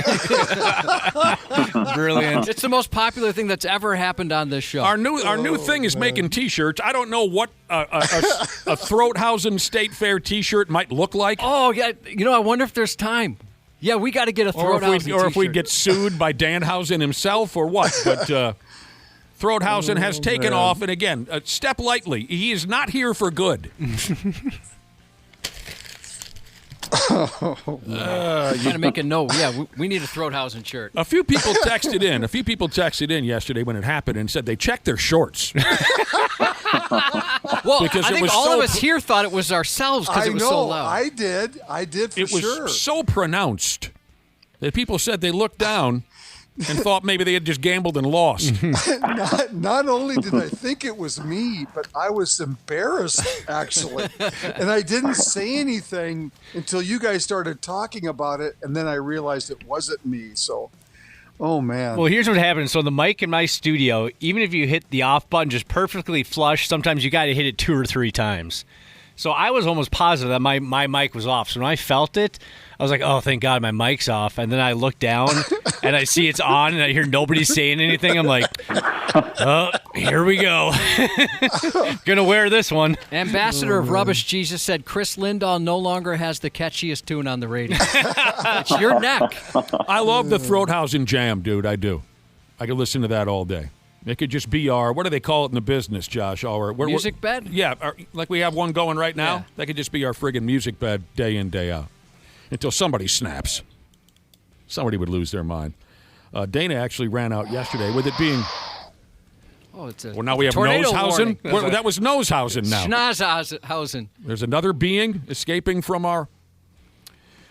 With it being SummerSlam week, we've been talking all week about the events going on, leading up to this weekend's 2-day event of SummerSlam, WWE SummerSlam. Dana went out yesterday like a total dork. Absolutely. And got in line to meet Danhausen. And he was giving away free ice cream cones and whatnot. Some of the ice cream cones were good. Some were evil. You got your hands on an evil one. I get it. I didn't realize they literally meant it was going to be evil. I shoved it in my mouth and it was spicy. Like, it was hot. Yeah. No, tell the guys how it worked out, though. So you started by spinning a wheel. Yeah, you spin a wheel and they either lands on very nice or very evil, and that determines which of the 2 flavor ice cream treats you get. The very nice one was just your standard refreshing lemonade, and then the very evil one that I got was spiced all. I could taste it in my mouth for like hours. And you had no idea. No. He's a great character. It's been fun to watch his progression from when he made his debut on AEW, I don't know how many years ago when I first saw Danhausen on AEW. And I had heard wrestling fans talking about him for like a good year before he finally made his television debut. I mean, it's been really cool to see his star rise. And speaking of all this WWE stuff, we do have a very special guest that just walked in a few minutes ago. This guy's gotten more free pub on this radio show than any other local wrestling personality, but he deserves it. You've heard us talk about him up and down. I believe this is your first trip here to the studio. Local living legend, former wrestling referee, Rob Page. Hello, Rob. Thank you so much. Yes, this is my first visit here. And you guys aren't wrong. It really is a dump in here. Right. Some people think we make it up. No. This is awful, isn't it? Yeah, this is garbage. Have you been in a radio studio before? No, this is my very first time, so I appreciate you guys having me. And being a wrestling referee, for how many years have you been? How many years were you working as a referee here in town? My first show was in April of 2003 while I was still a high school senior. And I remember those days. I remember when you first crawled in, because I used to go to all those First Avenue shows. I remember when you first crawled into the ring, and we weren't nice to you, were we? No. All the stories are true. Anything that stands out? No, I mean, obviously the screech and the, look at this scrawny little piece of garbage. We called him Screech because you do have somewhat of a resemblance to the character You're from very slight. Yes. Very slight. Not very evil, but very slight. It's been a blast over the years watching Rob and watching the local shows. But, I mean, you being an independent wrestling referee, you've probably worked in some friggin' dives over the years, have you not? But yet you still walk in here and call this place a dump. And I understand. Yes, I have worked in some of the biggest pieces of garbage, bars and back room for locker rooms. Abandoned Sears locations. Yep, abandoned Sears, literally an abandoned Sears up in Minot, North Dakota. That's great. Well, this is cool for me. I mean, I've heard so much. You're like kind of a celebrity to me who I finally get to meet because Dana and Nick have talked about you for years. Screech! Z-list celebrity. Yes. Thank you. But you always did good work out there. We're happy to have you here. We're going to get to know Rob a little bit more later on, but I just wanted to welcome you in. It really is cool to have you in because, like I said, I mean, we go back. Not that we really knew each other. No. But I remember in the early 2000s when you first started working, and it's a cool week. I mean, you must be beside yourself. I mean, this must be wonderful for you for SummerSlam to come back to Minneapolis. Thrilled because back in '99, I did not get to go to SummerSlam while it was here. So this is a really fun, super exciting weekend here in Minneapolis. Yeah. That's great. Yeah, I hope you get an opportunity to meet all your heroes and do a lot of stuff. There's so many events going around town. I'm sure you're going to be pretty packed. Yeah, I am running on fumes right now because we had a show last night at the Uptown VFW that I didn't get home until after midnight. Yeah. So, yeah, running on fumes right now. And nowadays, you're calling matches. That's right. Yeah. That's right. I was on the cans last night, actually. On the cans. It's an industry term, you guys. Look at that. On the cans. Would this be video or? Eventually, it will be put on video in some form or fashion. I have no idea how. I know we've been releasing some stuff on our YouTube channel. Okay. So. Fair enough. Rob Page in studio. See? You know, we could have got Sting. Yeah, didn't need him, didn't want him. We said no thank you to Sting. So we got Rob Page coming in. And isn't Sting your all-time favorite? That's right. So I'm actually a little upset that I'm here and Sting's not here. Yeah. I got you. All right, what else do we need to cover before we get out of here, boys? Oh, my God. Jeez, Neckhausen. Oh, no. Or Throathausen, excuse me. But he doesn't currently want us to dance? No. You just wanted to? Okay. Just wanted to say hello. Here's something else. Here's something I thought you guys would get a kick out of. And this is nice. In a week or so, at the National Football League Hall of Fame induction ceremony, current Denver Broncos head coach Sean Payton will be the guy to present Drew Brees up there He's your on guy. stage. Yeah, it's good. I know it's good. I like the guy. It's just whenever we bring up Sean Payton, the text machine goes crazy and everyone wants to strangle the bastard. Mm-hmm. Yeah. Because he mocked the skull chant. Oh! He did. He sure did. Yeah, Brees and Sean Payton teamed up to win a lot of ball games with the New Orleans Saints, including the 2009-10 NFC title game against the Minnesota Vikings. Uh-oh. Roadhausen. Roadhausen. Roadhausen. Roadhausen.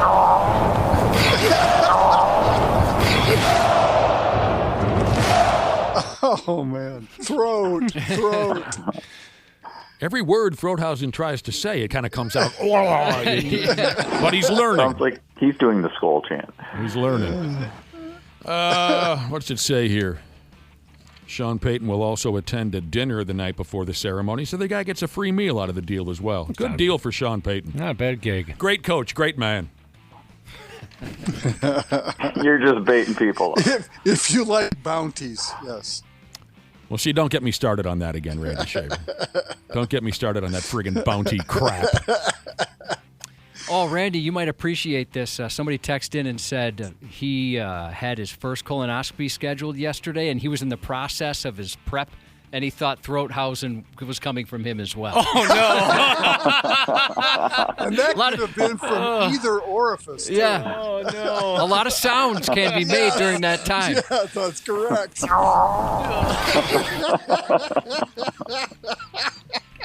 Yeah, see, you know, I won't go off about the bounty thing again. I won't. We'll leave the Sean Payton thing alone. But now that a colonoscopy conversation has sort of begun, Randy told us a lot of horror stories about colonoscopies that Josh and I found to be completely false. I think you were just trying to scare us.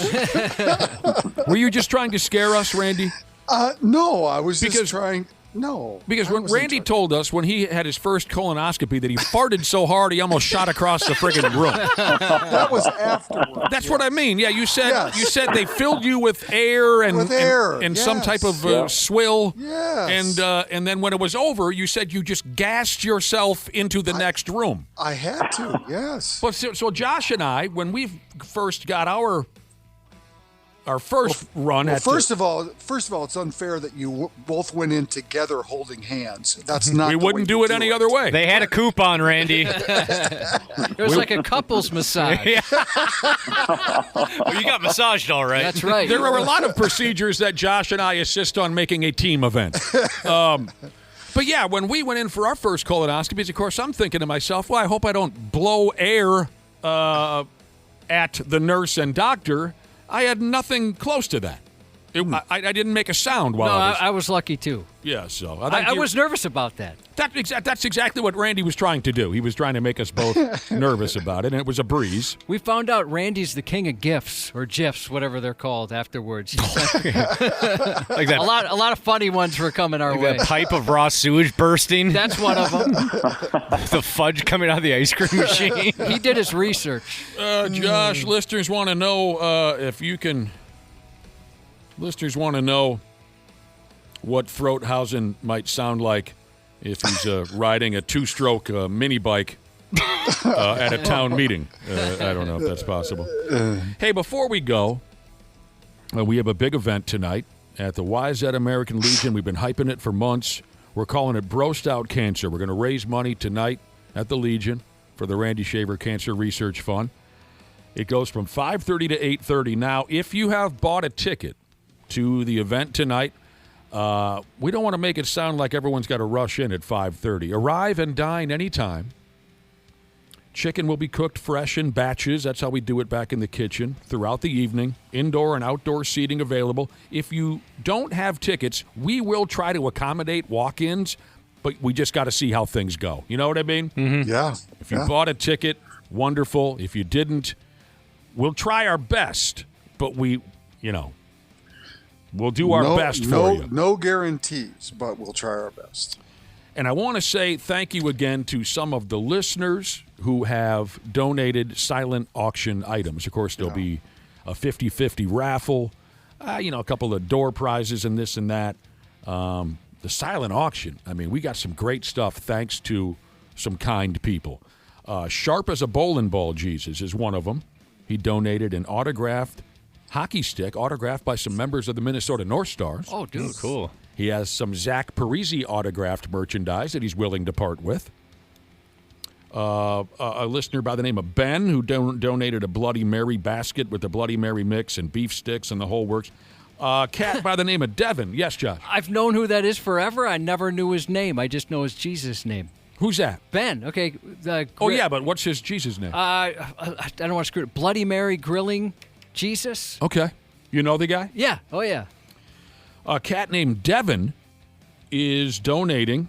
He works with a joint called Ground FX. He's donating a $750 voucher for concrete coating. Oh, wow. Nice. Wow. Tony Jaros. Off the bid on that. Oh, yeah. Ace Hardware of Long Lake, and our own promotions department, Amy, who rules. She's awesome. Our promotions gal, Amy, and Matt. Also awesome. Do unbelievable work around here. They have thrown into the mix. We've got some tickets to go see Godsmack. Rob Page, Godsmack. Is that one of your favorite acts? Or you can be honest with us. I like Godsmack, yeah. Are you a heavy metal guy? Yeah, Who's very much. Who's the ultimate act for Rob Page? I have seen Seven Dust the most times. Oh, they're great. Yeah. You've heard our stories on air about Good Seven answer. Dust. Absolutely. Yeah. Very Love cool Seven guys. Dust. But most marks do like Seven Dust that I've learned over the years. Most marks do. I'm kidding. Our own promotions department went ahead with Godsmack tickets, Wild Sweet tickets. We already have hockey tickets. And a 4-pack to our Rock the River cruise in September. Holy heck. So thanks to all who donated for the silent auction, and thanks to everyone who bought a ticket. We're all going to be there tonight, and we'll have some laughs and most especially raise some money for Randy's research fund. You got anything to add to that, Randy Shaver? You're the boss. No, I'm just very grateful for everybody to get involved. It's great. It's going to be, hopefully we'll raise a lot of money tonight, and we'll do a lot of good with that money. So it's a fun event. Thank you. Yeah, I'm really looking forward to joining you guys this year. Ashley's parking cars. You got Josh and Dr. P are going to... No. Josh and Dr. P will be squeezing the chicken and handing it out with those thongs. Ashley is parking cars. Dude, Yes, you got to be really brave to hand me your keys. I'd love to be a valet. If they need a valet, I'll do it. You'd be a great valet, Josh. I'll put on an outfit. I'll do the whole thing. I just can't do trucks. I can't do trucks, man. Do you ding a lot of pickups? They just make me too nervous. Yeah, my wife won't drive mine. Randy Shaver's going to take tickets. We got Brad Ryder running the glory hole. We got Dana. Wait, which side? Taking tickets? I was waiting to see where I was going to be involved. You know where you are, Brad. Can't be there. I got to be at a wedding. I'll tell you what, in between parking cars, I'll work that glory hole too. Whatever you need. You're such a charitable man, It's Josh. a great cause. Josh is just running back and forth. Hey, I'm your guy. I'll be your I utility man. actually think, Josh, you could do both at the same time. I'll be honest, I dominated a glory hole. I've got heart. I'm going to put in the effort. But I've been excited. This week it's been really cool because some longtime texters, people we've gotten to know via text over the years, are saying, hey, for the first time, I'm going to be able to come out to a 93X event. And what a fun event to show up at. And obviously an incredible cause. But there's a few people here that have been texting for years I can't wait to meet. Finally, we get an opportunity. Well, So join me at the glory hole, or I'll shower in between getting in your vehicle and the glory hole, whatever you need. Here's a message we often have to pass to Josh before we do any kind of event. Just pace yourself. Yeah, it's okay. 'Cause you do exhaust yourself. Don't lose your voice too fast. No, now. it's going to be great. And the broasted chicken is excellent. Oh, I'm so Yes. And we work our asses off back in the kitchen, not only tonight, but in preparation. There's a lot of guys over there at the Wayzata Legion that work their nuts off for nothing. We are volunteers. Cool dudes. Did the coleslaw dude make his coleslaw? He's back. He's back? Yeah, he Thank couldn't be there God. last You time. talking about Lanahan? Yeah. Lanahan. Because last year it wasn't his, right? Yes, but see, what happened last year could is I tell. bragged up and down about Lanahan's coleslaw. You guys have met Lanahan. Mm-hmm. And then the day before we had the event, he's a world traveler. He's retired. So last year, before the event, he got on an airplane, went to South Africa or something. So we had to have some amateur make the coleslaw, and everyone said, well, this stuff's not that good. Yeah. And I said, sorry, Lanahan went to South Africa. Lanahan Squirrel just be there? Squirrel will be there. Awesome. Nice. Kicking his ass in the corner. Lanahan just returned from a 2-month trip to Alaska. Jeez. Oh, he's doing cool stuff. He returned just to make the cold slaw.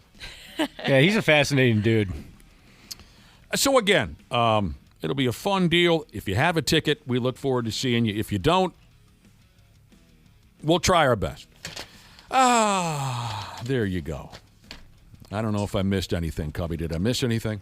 No, I was trying to think if there's anything else we should mention about tonight. Dr. P, he gets goofy in some of those situations. He's a weird guy. Yeah, you might think he's weird. It's okay. As He's okay. As experienced and learned as he is as a doctor, I wouldn't let him check my temperature if in a million years. Well, I think in that situation, he's as professional as he can be. But yeah, sometimes in social situations, he's pretty fun to be around. He's an odd guy.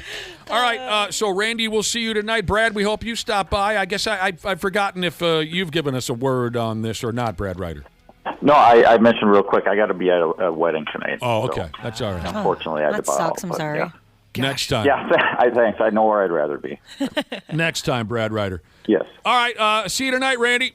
You bet. Thank you. We'll take a little break here, and we're looking forward to jaw-jacking a little more with local living legend, former wrestling referee. Now he's on the cans, doing play-by-play for First Wrestling. We're going to visit more with Rob Page when we come back here on the Half-Ass Morning Show. Hey, it's Dana, Smart Club member of Standard Heating and Air Conditioning. When your AC isn't working, everything just feels off. That's why I trust Standard Heating. They're fast, reliable, and make it easy, so it's just one less thing to worry about. And if you've never tried them before, now's the time. Get $75 off your first service or tune-up. And while you're at it, mention 93X. StandardHeating.com, providing the comfort you deserve since 1930. Years of hard work, and now you've got pain in your back, your shoulders, your knees, maybe your joints. You need help. Randy Shaver here with the answer. Dave Bialke. He's got over 30 years experience in getting workers' compensation benefits for people just like you. Don't suffer. Call Bialke Law today, 763-571-2410, or go to bialkelaw.com. That's BIALKE law.com. And it spells relief for you. Scrolling with Haley. I am Haley Carania. I scroll with the homies here in the live chat because there's a lot to scroll through on X, on Instagram, on TikTok. Cutting through the clutter, one hot take at a time. Love seeing you all in the chat before the show. I tried to jump in just a few minutes before to say hello. I love the chat interaction. Thank you for helping. But I do it to get all of the videos and all of the content that you won't find anywhere else. Scrolling with Haley. Just search that up and I will be there. Follow and listen on your favorite platform. Half-Ass Morning Show 93X. All right, yeah, welcome back to the Programski here. It's 8:28, I think. My glasses are a little, 8:28. That's right. It's the Friday Pig, and we're very excited to talk with our next guest. We've been big supporters of the local wrestling scene for many years here on the Half-Ass Morning Show. We're morons about it, and we're proud to say that. Some of the best times I've ever had have been at a local show right here in town, courtesy of the folks from First Wrestling and some of the other brands. A guy we've been talking about for years is making his first appearance on the program. Local living legend, former wrestling referee, now blow-by-blow announcer, Rob Page is here. Thanks again for coming in, Rob. Thanks again for having me. Of course, some 20 years in the business. That's right. 20 damned years. I can't believe it. As you mentioned earlier, you started off as a high school kid. You've worked shows here in town. You've been every place, I imagine. You've been far away from the Twin Cities working wrestling shows as well. Yes. The furthest away I've been is down in southern Kansas. Oh, yeah? And the furthest west is like Williston, North Dakota, which is essentially the border of North Dakota and Montana. Yeah. A lot of fun stuff going on over wild there. times. Yeah. We can't talk about any of that stuff. Uh-oh. Well, Did some things happen in Williston, North Dakota? Things have happened everywhere. Sure. What else is there to do but get in trouble? You're not wrong. What would you say is the best experience you've ever had and the worst as far as your experiences in wrestling? Best? Meeting some of my absolute legends, favorite wrestlers of all time, because again, the first wrestling match that I ever recall seeing is Sting versus Ric Flair, Clash of Champions 1, and I've been lucky enough to meet both of them. Mm-hmm. I've met Mick Foley, CM Punk. The aforementioned Danhausen has cursed me. Yeah, that's right. Oh, jeez. Glad you brought that up. Anything bad Does happen? that make you nervous? It always makes me nervous. It's Danhausen. He's very nice, but also very evil. Right. I mean, and these are guys that you weren't just like meeting, not all of them you just met. Some of them you worked shows with because, Rob, you got into the business at a very opportune time, in my opinion. Tell me if I'm wrong, because after you were in the business for a few years, it suddenly became way more common for these main event WWE guys to start doing some independent shows and kind of getting their name out in that fashion. So suddenly you found yourself in the locker room with some of these huge household names, correct? Yeah. I mean, the first quote-unquote name wrestler that I ever worked with was AJ Styles in 2004. Oh, wow. Sweet. AJ So, Styles. and he you went were on to... you were relatively new then. Yeah, I was like barely a year into the business at that point. Styles, maybe like 4 or 5 years, but still not the AJ Styles that he would go on to become. Right. Oh, I actually recognize that guy. Yeah. Yeah, he's good looking. Nice. Every once in a while, Ashley's going to duck in. And, She's awake. Now I know that guy, She and doesn't I know what we're know talking. the Undertaker. Haven't met the Undertaker. That'd be cool. Now, that AJ Styles meeting, Rob, that wasn't at that bar up in Ramsey with Jeff Jarrett and Spike Dudley, was it? No, Okay. it was at a little warehouse up in Maple Grove. Okay.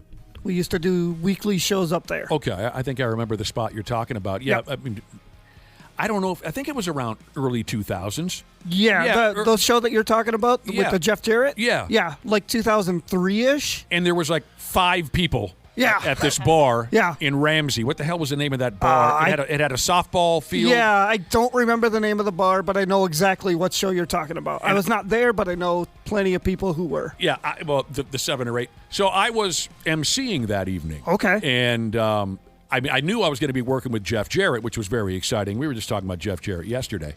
And he brings in, pardon me, it wasn't Spike Dudley, it was Holly, the little Holly who died young. Oh, Crash Holly. Crash Holly. Yep. So here comes Jeff Jarrett into the room, which I was thrilled by, and he and I actually had to discuss, how I was going to MC. I mean, just a great moment for me. But here comes little Crash Holly, who I recognize because he was well-known then, and here comes this clean-cut not little, he was built, but AJ Styles is not a tall guy. No. And here comes this character, and Jeff Jarrett says, I want you to meet my friend AJ Styles. And I thought, okay, he's just another rookie. It was very obvious about 2 seconds into his match that he was going to the next level. So that was kind of a cool moment for me. Just, wow. I mean, this was AJ Styles before he was AJ Styles. So, yeah, I mean, that must have been really cool for you to work matches with these guys when you were just getting started. Yeah, it was awesome. And, like, I had so much fun, but I also have so much fun doing what I'm currently doing as well. Yeah. And where can folks hear you call matches now? On the First Wrestling YouTube channel, we put out these First Fridays once a month. Mm-hmm. And there's usually some matches, usually some interviews and advertisements for our upcoming shows. Most of the matches will have my beautiful voice on them. Yeah, yeah.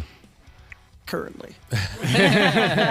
Tell us about, if you don't mind, Rob Page is with us this morning, local living legend, wrestling referee. Now he's calling matches. Tell us about what the job calls for, because a lot of people, I think, might assume that you just wander around the ring until you see an attempted pinfall and then you flop on your belly and go 1, 2, 3. Tell us about what the job is like for real. No, you need a lot more than that. I mean, you need to be trained at this too. Like, just like any wrestler needs to be trained, you also have to be trained. I was trained very briefly to be a wrestler, but I realized I'm 140 pounds. So probably not going to be the best bet for me. I was going to ask you, Rob. You're on the smaller side. Did you come to that realization to yourself, or did one of the trainers say, like, hey, bud, we love the heart, but you might be better in the stripes? No, that was 100% me. Okay. That was my call. I was doing training, and I was like, man, I love this, but I can't do this. Josh and I just yesterday, the day before, were talking about when we briefly trained to be wrestlers. So do you think you could show, like a guy like Josh, do you think you could teach Josh how to be a referee? Oh, yeah. Yeah. Well, I could do that. I'm a slow learner, but I actually did have a question. I hope this isn't like an industry secret or something that's a sore spot. I've noticed this watching wrestling over the years, not like you guys, but more casually. It seems like there's times where the referee gets distracted and maybe somebody was pinned behind him because the referee's talking to a member of the crowd, or he's distracted, and things happen that could be huge if he only would have seen it. How does that occur?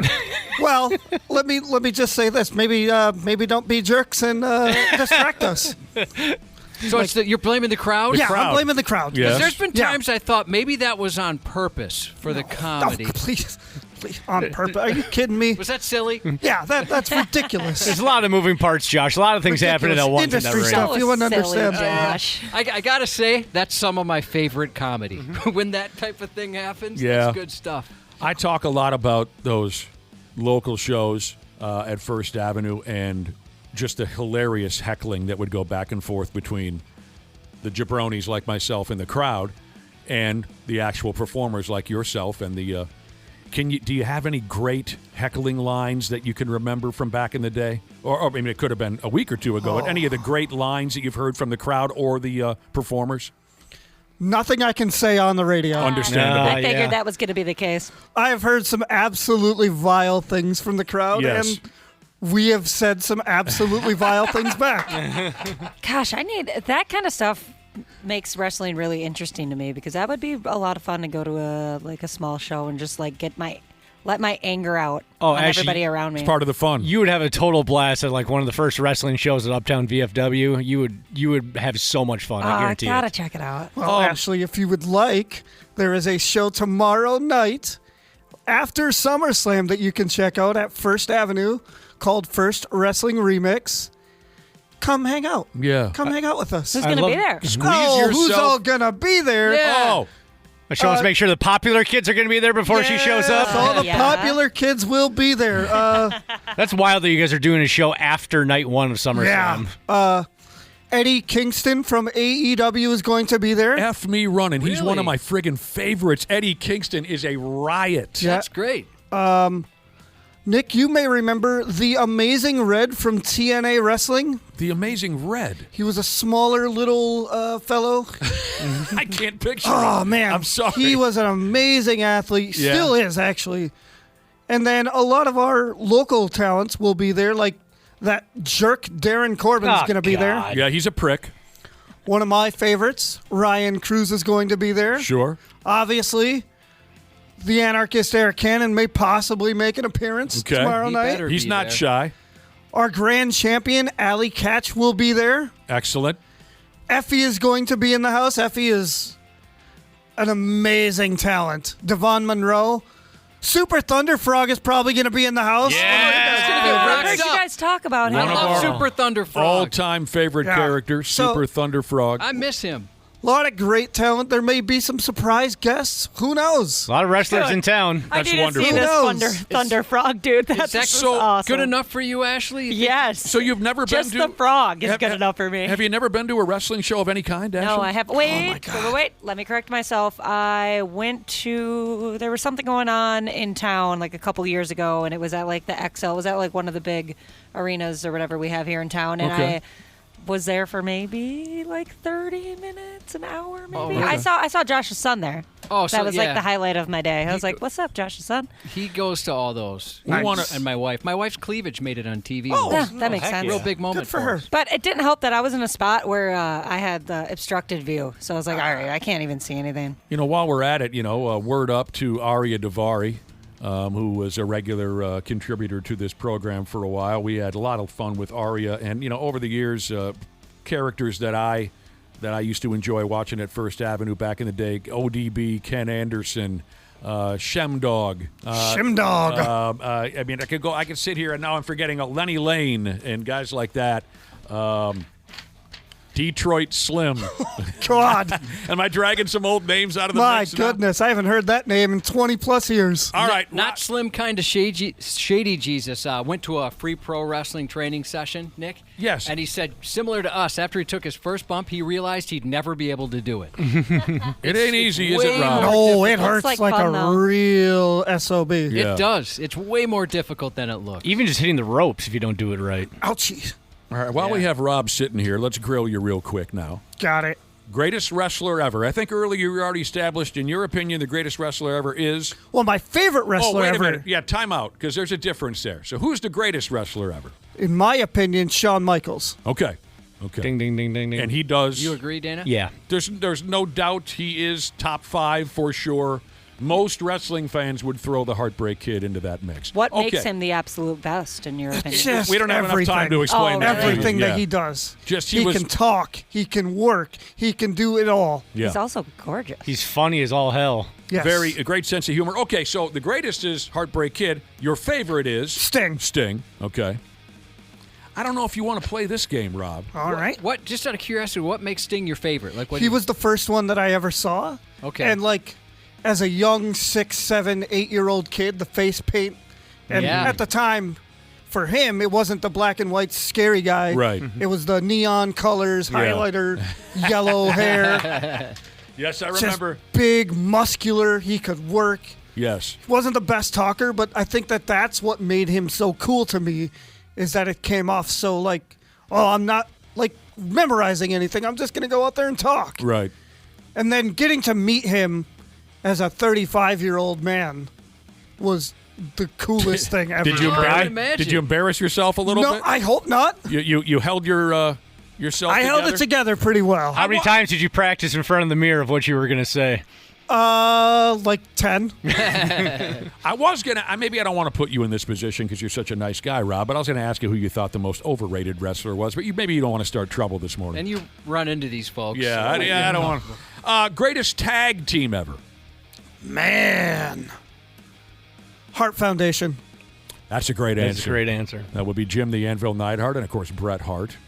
And I always throw in, whenever I have an opportunity to talk about the Hart Foundation, I always include Dangerous Danny Davis, who was their manager for a short time. And he was an evil referee. Yes. He was a dirty referee. Favorite match ever, Rob Page, while working and then also as a spectator? Ooh. Man. Yeah. Favorite working, let me get back to you on that. Okay. Let me come up with favorite spectating. Yeah, that could be in person or at home watching television. Okay, Yeah. I'll give you 2. All right. I'll give you my favorite in-person Wyatt family versus The Shield Elimination Chamber 2014. Hell yeah. Here at the Target Center. Mm-hmm. Sure, I remember that era, sure.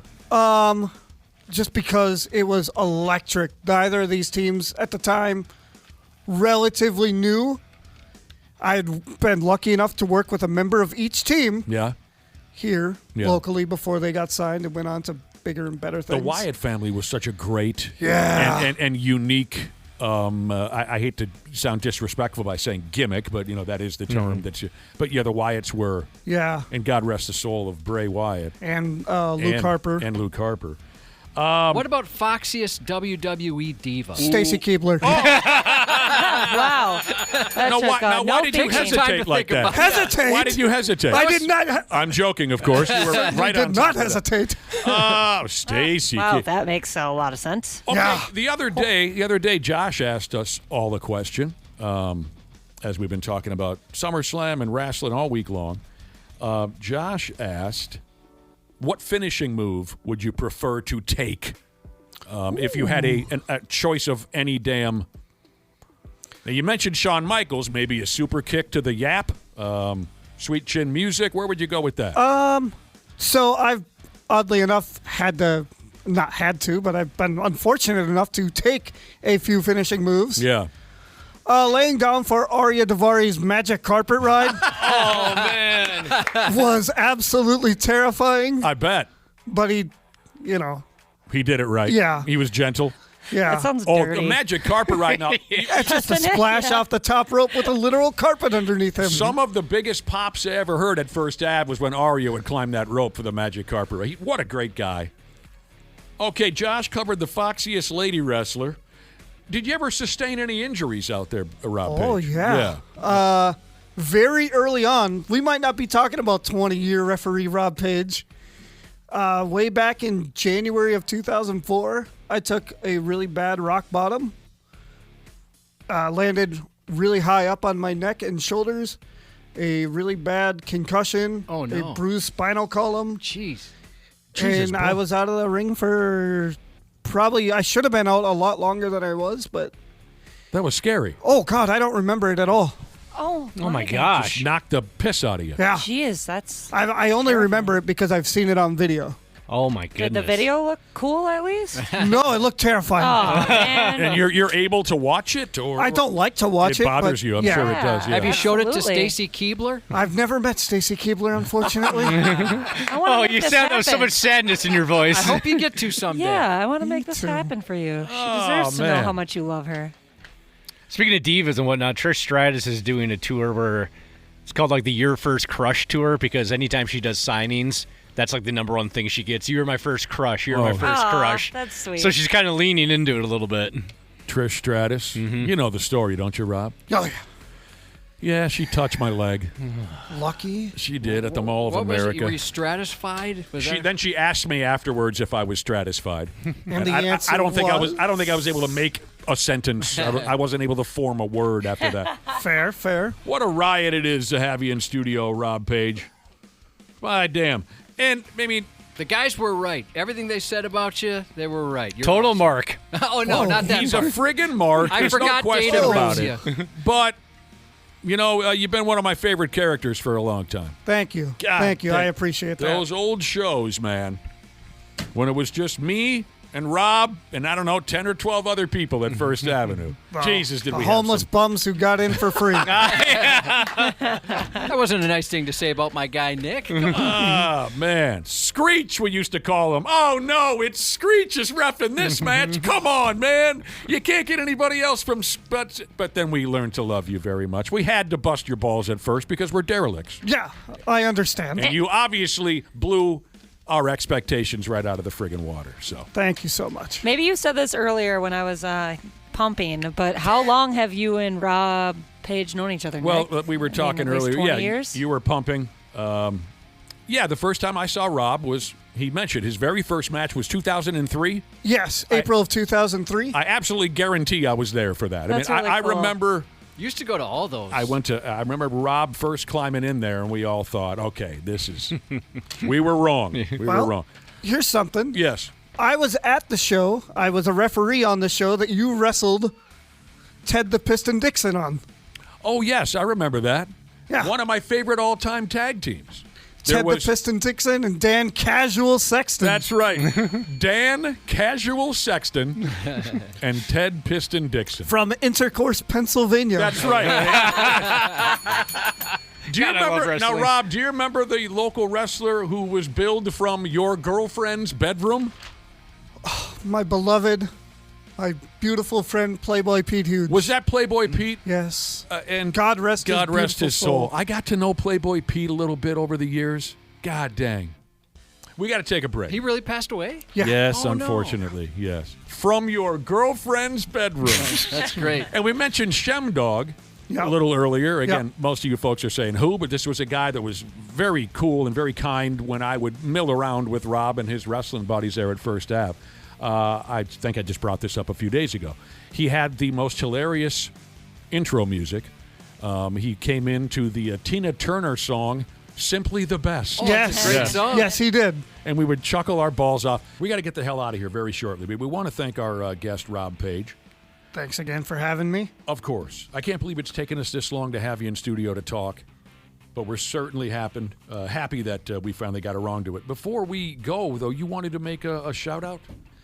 Yeah. Being a living legend that you are, you wanted to make a shout-out, or you had something or another for us to learn about? I wanted to give a little quick on this day in the history. In the history now, Josh. So I know the bits, obviously. Yes. Listen. Well, you had something in the history for us. Well, so it's not about local wrestling. We'll get to that. We'll get back to that real quickly. But on this day, 30 years ago, yes, our Olympic hero won an Olympic gold medal with a broken freaking neck. Look at that. 30 years ago today. 30 years ago today, Kurt At Angle. the Athens Olympic Games. In Georgia.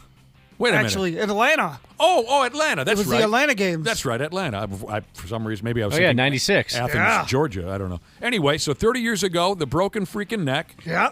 And? Oh, he just won his gold medal. Yeah. That's an amazing anniversary. It's fitting that you're in here on this day. You know, my wife was at those Olympic Games. Oh, dang. Yeah. What'd she compete in? She heard the explosion. She was a synchronized swimmer, Josh. Oh, I could see it. Yeah. And you had something else for us, Rob?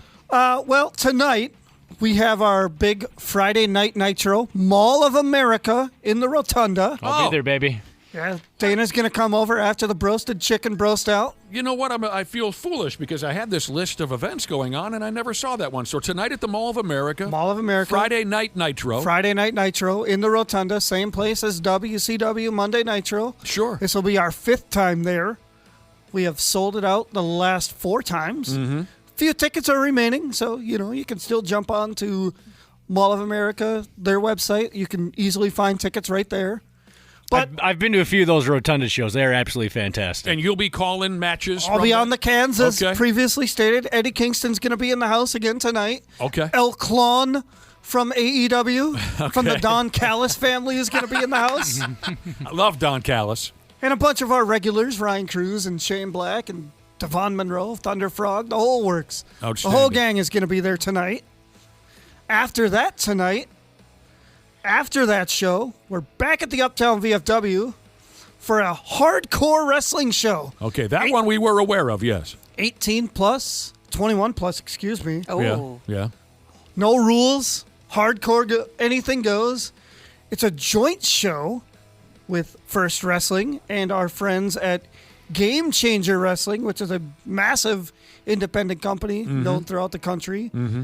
Our friends at Destination Pro up in Thief River Falls. Higher Ground Wrestling over in St. Paul. Madhouse Wrestling in southern Minnesota. Wow. Time Bomb Wrestling up in Fargo, North Dakota. And that is all. And where did you say? What VFW is that The at? Uptown VFW. Uptown. What a hell of a night and weekend you got it's a ahead of big you. weekend. Oh, man. I'd love Packed. to go. I suppose, because it's, what time do you wrap up tonight? Probably not too late. Tonight? Yeah. The Mall of America show starts at 7, and then the Uptown VFW show kicks off at 11 p.m. Wow. I wish it was a. Are you serious? Yeah. Oh, man. Dude, cool. Yeah. Too late for a guy Screech is like going to me. be cooked. Yeah. I'll tell you that. Dang it. Yeah, I And wish. then we have our remix show tomorrow night. I'd love to go to that event tonight at the mall. Not too far from my house, but we're obviously you guys will on the opposite end of the world. Yeah. We'll have to get you next time. Dana's talked so highly of those Mall of America events. It's going to be a blast. All the shows are great, yeah. It's going to be a blast. The hardcore show. You ever taken a chair over your noggin or anything, Rob? No, thank God. No tables? No. Okay. No. All right. I'm not trying to, him. You're acting like Don't I'm put wishing that these out things there. upon you. Oh, No. God, no. Hey, Rob, thanks a lot. Good luck and have a blast this weekend. Thank you so much. You're welcome. Before we get out of here, the New Germany Fire Department's annual softball tournament's taking over Lindstrom Park all weekend. There'll be the finest first responders from Carver, Hennepin, and Scott counties stepping out from behind the hoses and onto the field. They'll be battling it out for the ultimate bragging rights. Expect dingers, beer, and great food, all in support of the brave men and women who keep us safe when duty calls. You can watch the action today through Sunday. Thanks to Tonka TIG Welding Jesus, who let us know about the event. All the details are on 93x.com.